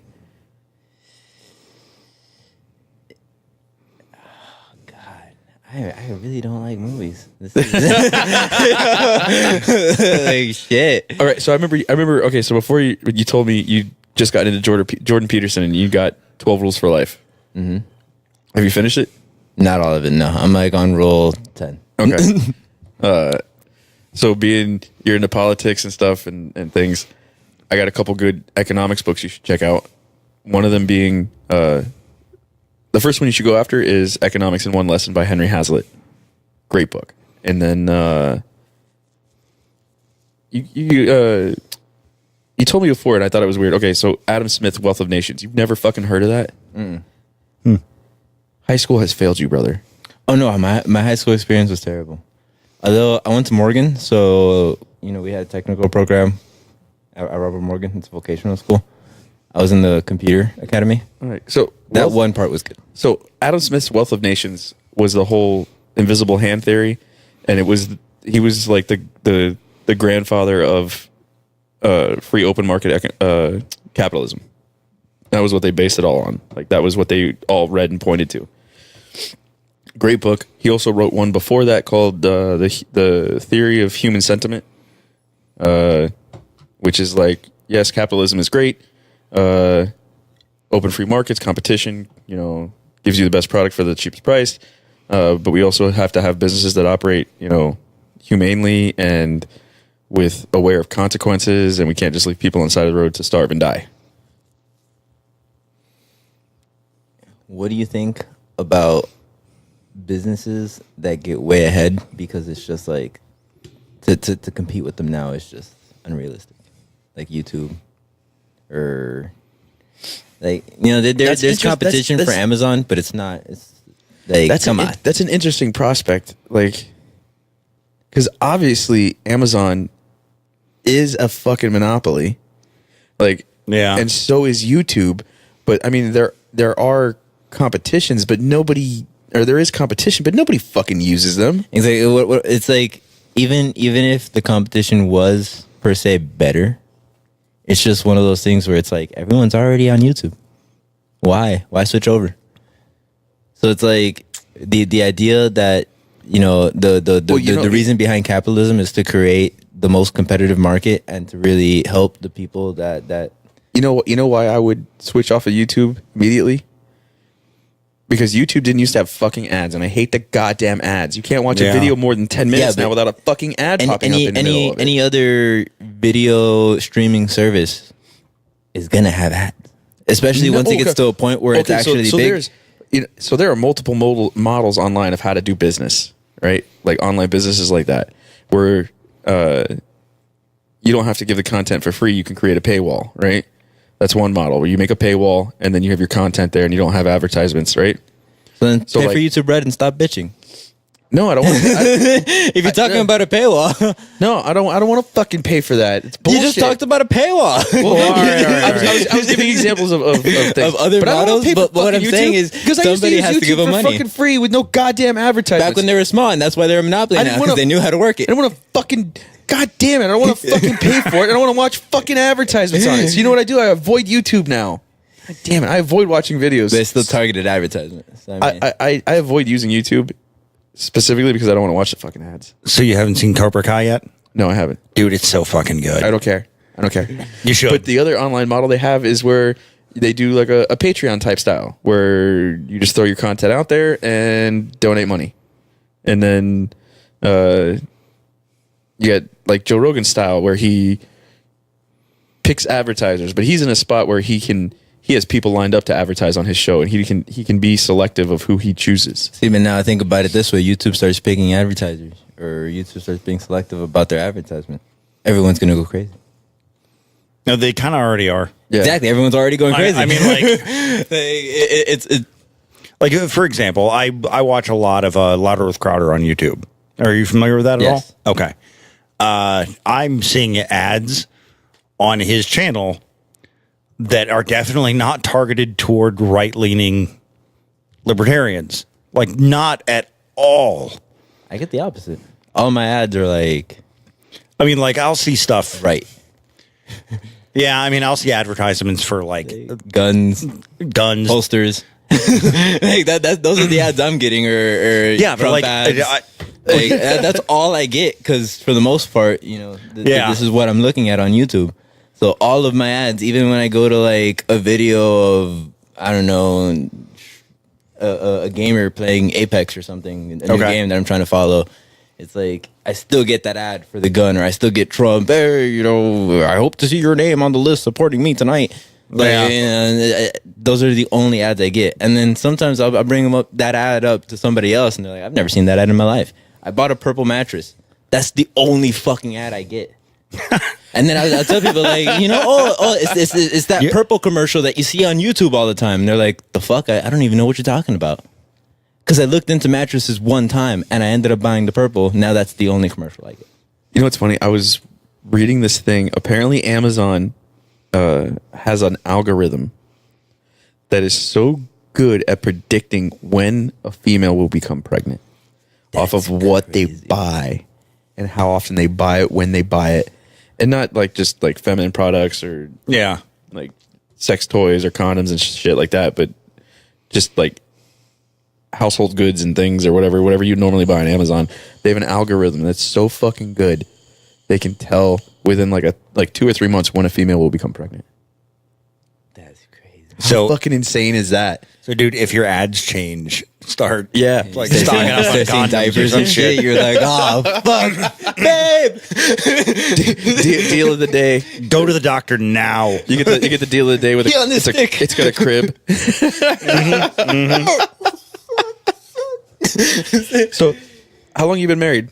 It's been a year, a little over a year now. A little over a year. You guys gonna have kids? Not anytime soon. Have you plan on having kids eventually or no? We plan on having kids eventually. My wife has had issues before where I think she's more concerned than I am that she will not be able to have kids. I think we'll be all right, but the concern's there. But yeah, just living it one day at a time, man. I'm all about that dink, bro. Double income, no kids. That's right. God damn it. This guy over here has 3. Yeah. Ooh. Yeah. 3 daughters. 3 girls. Yeah. And the wife. Yeah. Did you guys talk about going for the 4th to try to get a boy? All right. Here's the thing. If we ever decide to have another kid, we are adopting a boy. I'm not rolling the fucking dice on that. No. Because, like, by the time they all get to be, like, menstruating age, like, they're going to sync up. And I'll force will be be strong fucking with them. surrounded. How old are they? How old's your youngest? My youngest is 3. I have an 11-year-old, a 9-year-old, and a 3-year-old. They're all fairly young. Yeah. So for now, they're all daddy's girls. I am It's getting awesome. baby fever though. What? Yeah, it's really weird. Like I'll see a parent taking care of their kid, and just the first thing my head goes to is like, that's the most important thing you'll ever do, man. That's Really? the first thing that goes to my head, and I can't avoid it. I'm thinking like, wow, it just seems like such a powerful thing to me, having a kid and just raising them. See, I feel like the most important thing I'm ever going to do is this podcast.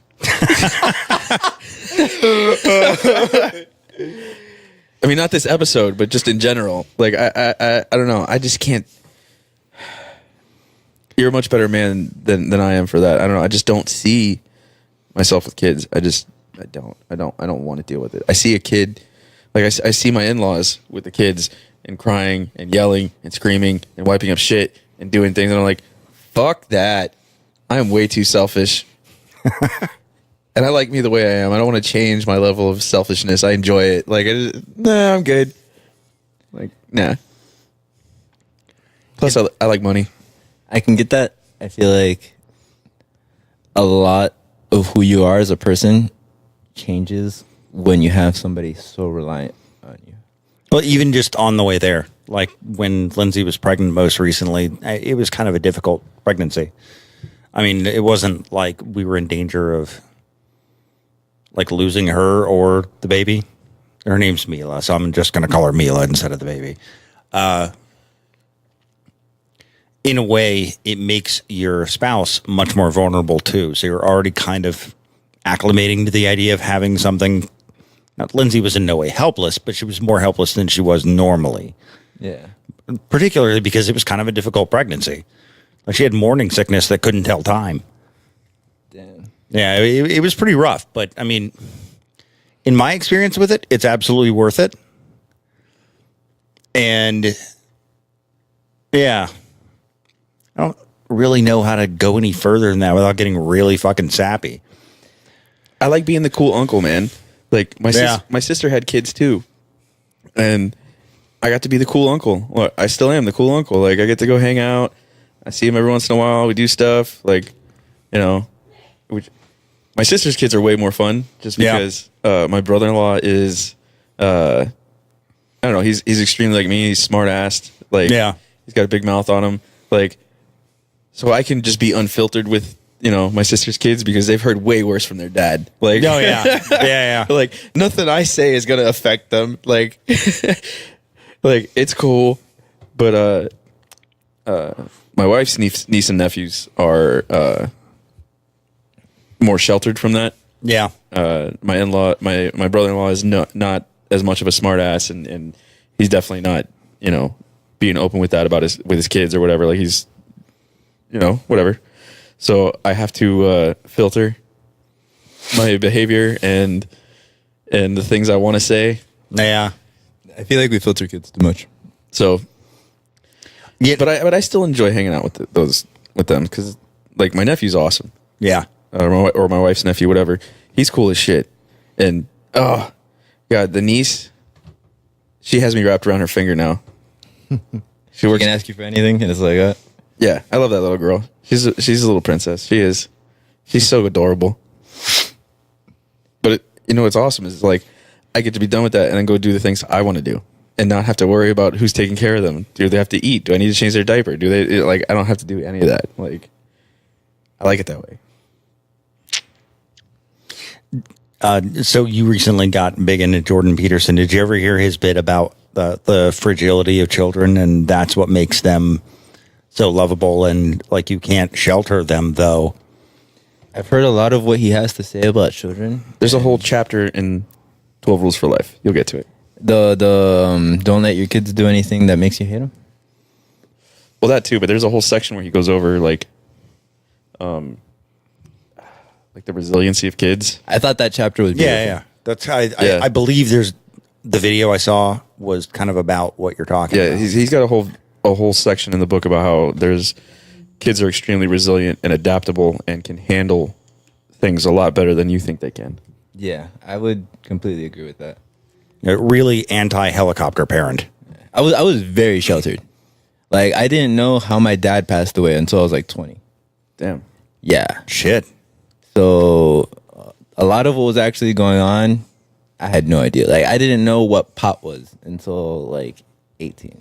Huh. Damn. Yeah. Did you go to private school? No. My middle school was tiny, though. The graduating class was maybe like 100 Damn. at most. We knew everybody by first, last name, and pretty much their parents. Geez, Holy 100. shit. I think mine was like 40 something. Wow. We I went to Westminster though, and if you've listened to Krebs, I went to school with him. And I went to school in a closet. That's what I Yeah. describe it as. Yeah. Like the library was probably the size of this room. This Damn. room might be bigger than the library in that school. my mother sheltered me a lot, or she tried to, and then my dad was very hands off. Like, I could stick a fork in an electrical socket, get shocked. My dad would walk over and go, "Yep, bet you won't do that again." Like, help me. Like, no, you're good. You learned, right? You're smarter now. I feel like I had a really weird thought process when I was a kid. I didn't really understand what was going on because, like, You were not alone. We all had weird fucking thought processes when we were kids. Because you know Oh, why? yeah. You know why? Kids are fucking stupid. All of them are fucking stupid. All right, kids are dumb. And we were all kids and we were all stupid. That's how it works. but I didn't think just like. I mean, I always hung out with people older than me. My brother's 3 years older than me, and my sister is 6 years older than me. So those were really like my main two friends growing up, and that was really the only people I hung out with. But just my dad had passed away coming down to Florida from New York. He stayed in Philadelphia a little bit longer, which is where I was born. And during the time where my mom was on her way down to Miami and he was still in Philadelphia, they had gone into the house and shot him. They robbed the house. Shit. Yeah, so I was at the time like 2 or 3 months. I don't remember any of that. But the weird part is everybody like always mentions that I'm a lot like him. Oh, really? So yeah, that's like I don't know. So I Genetics don't are know what you mean by that, but Genetics are powerful, man. and then they're like, oh, you have his same like the movements, the mannerisms. I don't know. Like I said, I never met him, so I can't say Yeah. whether or not I'm anything like him. But so she started dating a American cop, white guy, Yeah. and I don't know. They didn't really show a lot of affection. So I grew up thinking that, like, as a kid, mind you, I'm still young at this point, thinking that they were together just kind of because my mom was just looking for somebody to fill in the place, and that's how I'm thinking of things as a kid. So I don't know, just a lot of times, my biggest concern was finance as a kid because I knew my mom wasn't doing too well as far as the finances went, Yeah. and like how her relationship with my stepdad was, because she made it very clear that he wasn't my actual dad. I didn't really know what happened to my actual dad. It was really confusing. It was like, what the fuck's going on here? Yeah. And that's how I interpreted it. I was like, John's just kind of here to I don't know. Maybe kind of be like a hockey referee where he's involved, but kind of. I mean, he was an awesome stepfather. Don't get me Okay. wrong. He Are you still- filled in the shoes and he did great. Do you still have a relationship with him, or? Yeah, no, I mean, him and my mom are still together, and Awesome. and as far as I know, now they're good. But he's a little crazy. He's getting old. He's starting. But yeah, I mean, childhood is interesting for me, and I remember I used to think, the neighbor would go to the same elementary school, or she had a daughter going to the same elementary school as me, and she used to take her kid to school in the morning. So Yeah. like twice a week, my mom would have me go with her, and my mom would give her like $20 every other week or something just to help her out. And I remember as a kid that pissed me off so much because Why? I was like, I would debate this with her. I was like, Mom, we don't have the finances. Mind you, Wait, I'm in elementary Wow. school. I'm like, Mom, we don't have the money to be giving her $20 every other week. when her daughter is going to the same fucking school. Yeah. She's already going to that place. Like, I could literally hop on the car. She won't notice.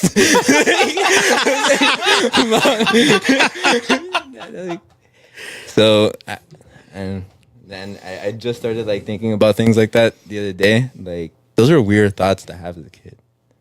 Like, I wasn't thinking like, oh, I'm just gonna go play around, have fun. I was like, yo, my mom needs money. Yeah. See, I'm selfish. So my thought as a kid was, I need money. See, I guess maybe I'm a little selfish now because I was talking to Matt earlier today, and a friend of mine posted on Facebook something about like it wasn't like a medical trial for like a medication or anything like that, but it was just like, hey, we're looking for kids ages 9 to 12 just to scan their brains for educational purposes at University of Miami. It pays $100. My daughters are 9 and 11. So I'm trying to convince them how cool it is to get pictures taken of their brain. Because I want the money. Yo, they got to pull their weight somehow. That's what I'm saying, man. So the other podcast that was interesting recently on the Rogan show was the debate about marijuana. And the entire time they're talking about like these negative effects that research has shown, or at least the guy saying that, you know, it should stay illegal, or, you know, we should do more research on it, whatever. You know, he has his book debating all of the researches that show that it's, you know, bad. It has to deal with schizophrenia, psychosis, things like that. And the entire time I'm thinking, worse than this shit's already legal. Like, why has nobody made that argument? Rogan didn't make that argument. The other guy didn't make that argument. It's like, even if all of the bad studies are 100% true and the only causality is the marijuana, still, it would be less harmful than most of these drugs out there. See, and then you would have to cross-reference studies like that with, like, you mentioned schizophrenia and mental illness, things like that. A propensity towards addiction in collaboration with,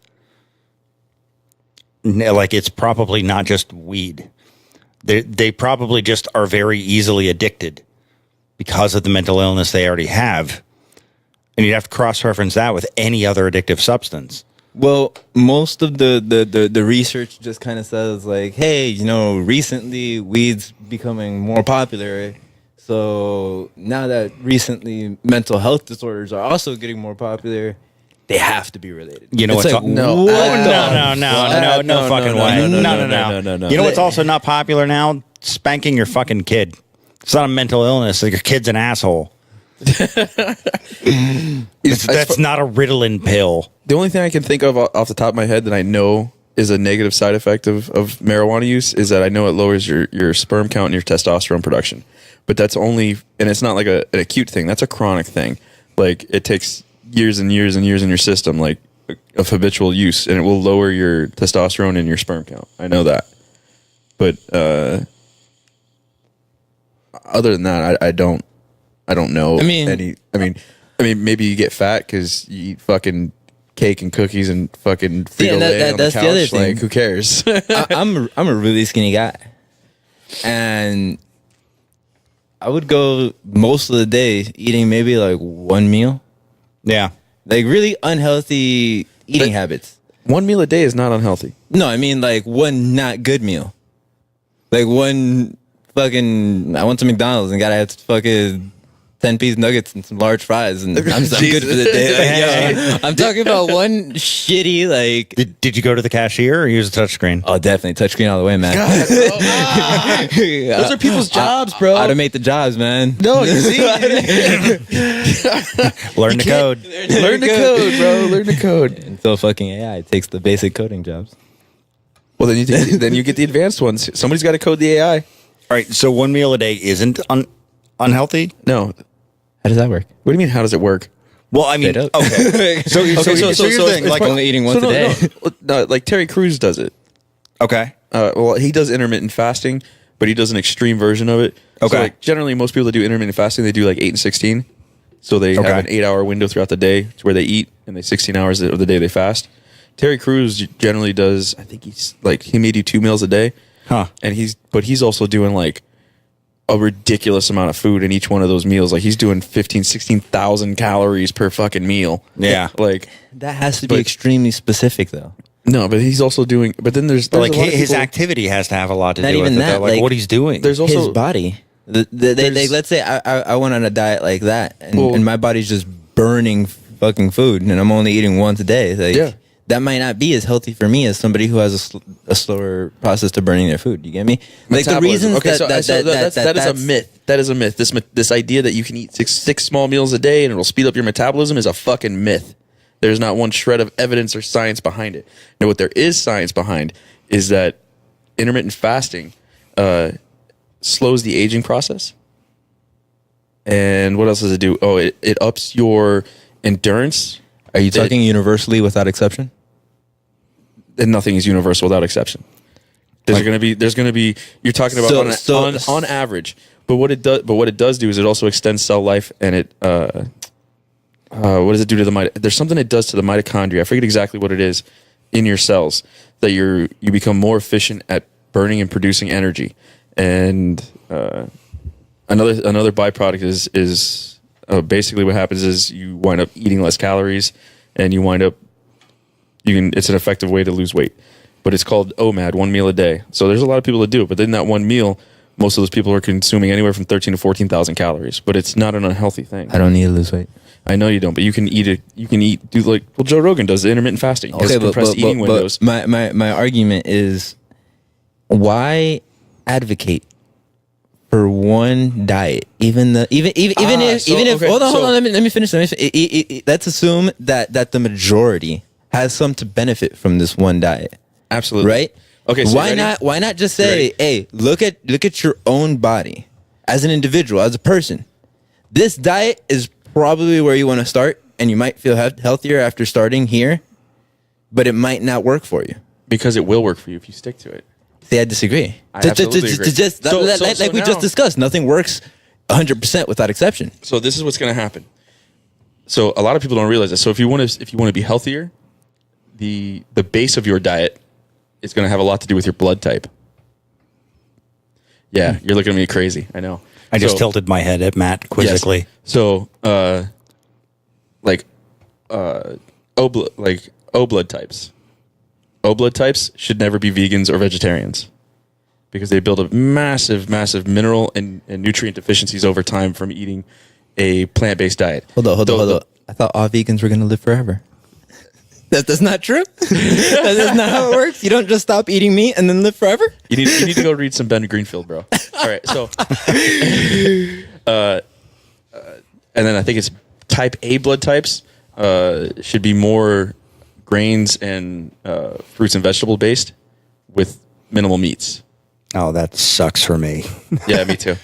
And then Like I'll eat a bacon wrapped chicken breast, and like I never eat fruit or vegetables. So then, for the most part, you're agreeing with me that just in general, everybody needs to look at themselves as a person and kind of incorporate their own diet. As a person, no, because it's not about how you fucking feel. It's about science. No. I feel like No. I'm not going as you. I'm not saying like, oh, as a person, I want pizza every day, so that's what's best for me. No, I'm talking about but compressed eating windows and intermittent fasting is absolutely beneficial because that's how our ancestors ate.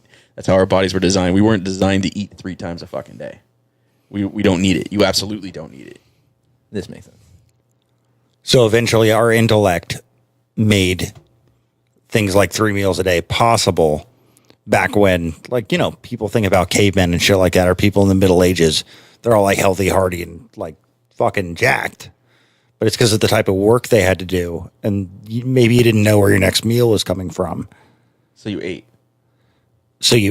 You probably ate a lot when you could, if you could eat a lot, which I guess that kind of makes sense, where how your body would be more efficient. But then again, people in those time frames in history lived to the ripe old age of childbirth. That's because they were fighting off saber-toothed fucking tigers And bacteria.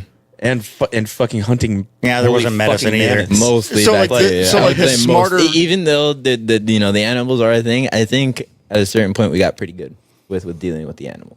And Well, before right, we got I mean, good like, at dealing with the bacteria, obviously. Like, Yeah, we're we still- not in the food chain anymore, really. I mean, The Go to- births were a huge problem. Sanitation in general. Yeah. Nothing was fucking clean. So Yeah, okay. people could die from just like getting cut on the arm or some shit. Like, Yeah, 'cause- I'm infected. You get infection and then you become septic and then that's it. Goodbye. Or you get sick and they stick a bunch of leeches on you and shit. Like, this will work. Yeah, no, you definitely don't need to eat 6 times a day. So now, if you want to be like Ronnie Coleman, you know who Ronnie Coleman is? No idea. Okay, massive bodybuilder guy. Guess what? He eats. Well, he used to be in his prime. He was eating like 12 meals a day, 12 small meals. He was constantly eating. But he was also a fucking bodybuilder. He was like 350 fucking pounds.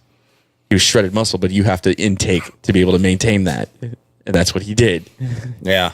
It's not going to, for average Joe who's just going to work and going to the gym, you don't need to eat that fucking much. Speaking of bodybuilders, Have you seen Pumping Iron? never. One of the greatest movies of all time is a documentary Here we go. of Arnold Schwarzenegger going for his last Mr. Olympia with. I have seen it. I have seen it. Yo, you've seen okay, it? all You've seen right, it? all right. Yeah! I've seen it. With Lou Ferrigno? It's been a while. Okay. And so- like I said, terrible with names. Wait, Don't okay, even know so- who the fuck Lou Ferrigno is. What the? You know who he is. You just don't know who exactly. he is. You give me a picture and maybe I'll be able to tell you. The But, original like, Hulk, otherwise, like from TV, Yeah, he played the Hulk on TV. Gotcha. and didn't need like a bodysuit or CG because Yeah, they just painted him green because he was fucking huge. yeah. Do you think Yes.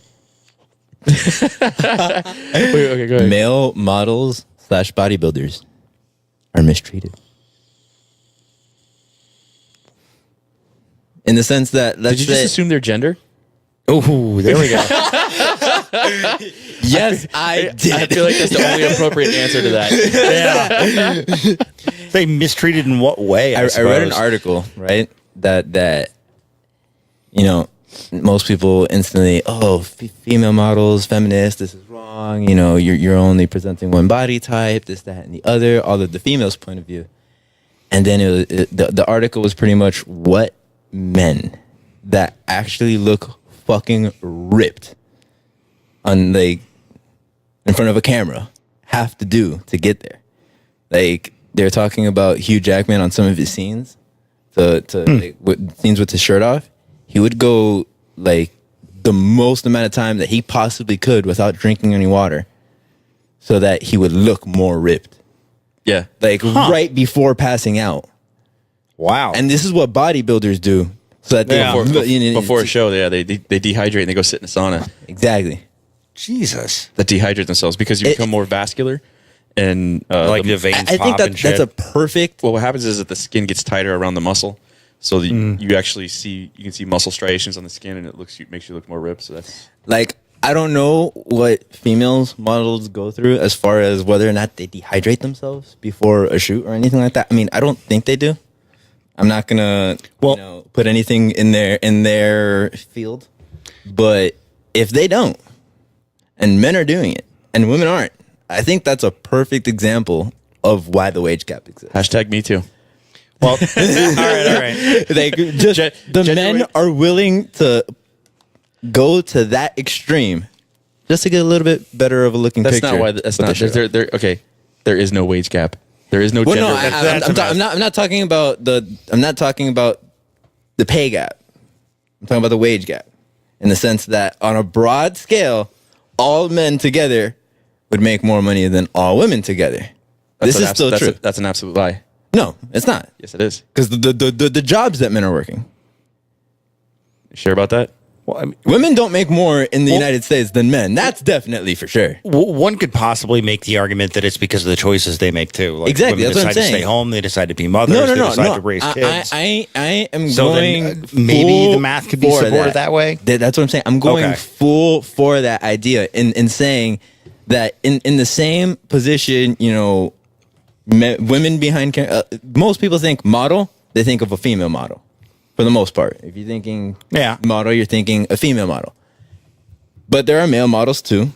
And as I said earlier, the male models are willing to pretty much put themselves right to the brink of death to get a really good Yeah. picture. Are the female ones willing to do that? Yeah, they all throw up in toilets, bro, and do cocaine. Well, yeah.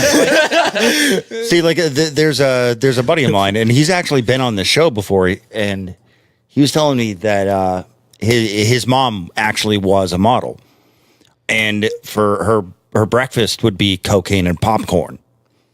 Wow. And that would be like, and popcorn is nutritionally like a no. Zero. Like it's nothing. And that would be 2 of her 3 meals of the day.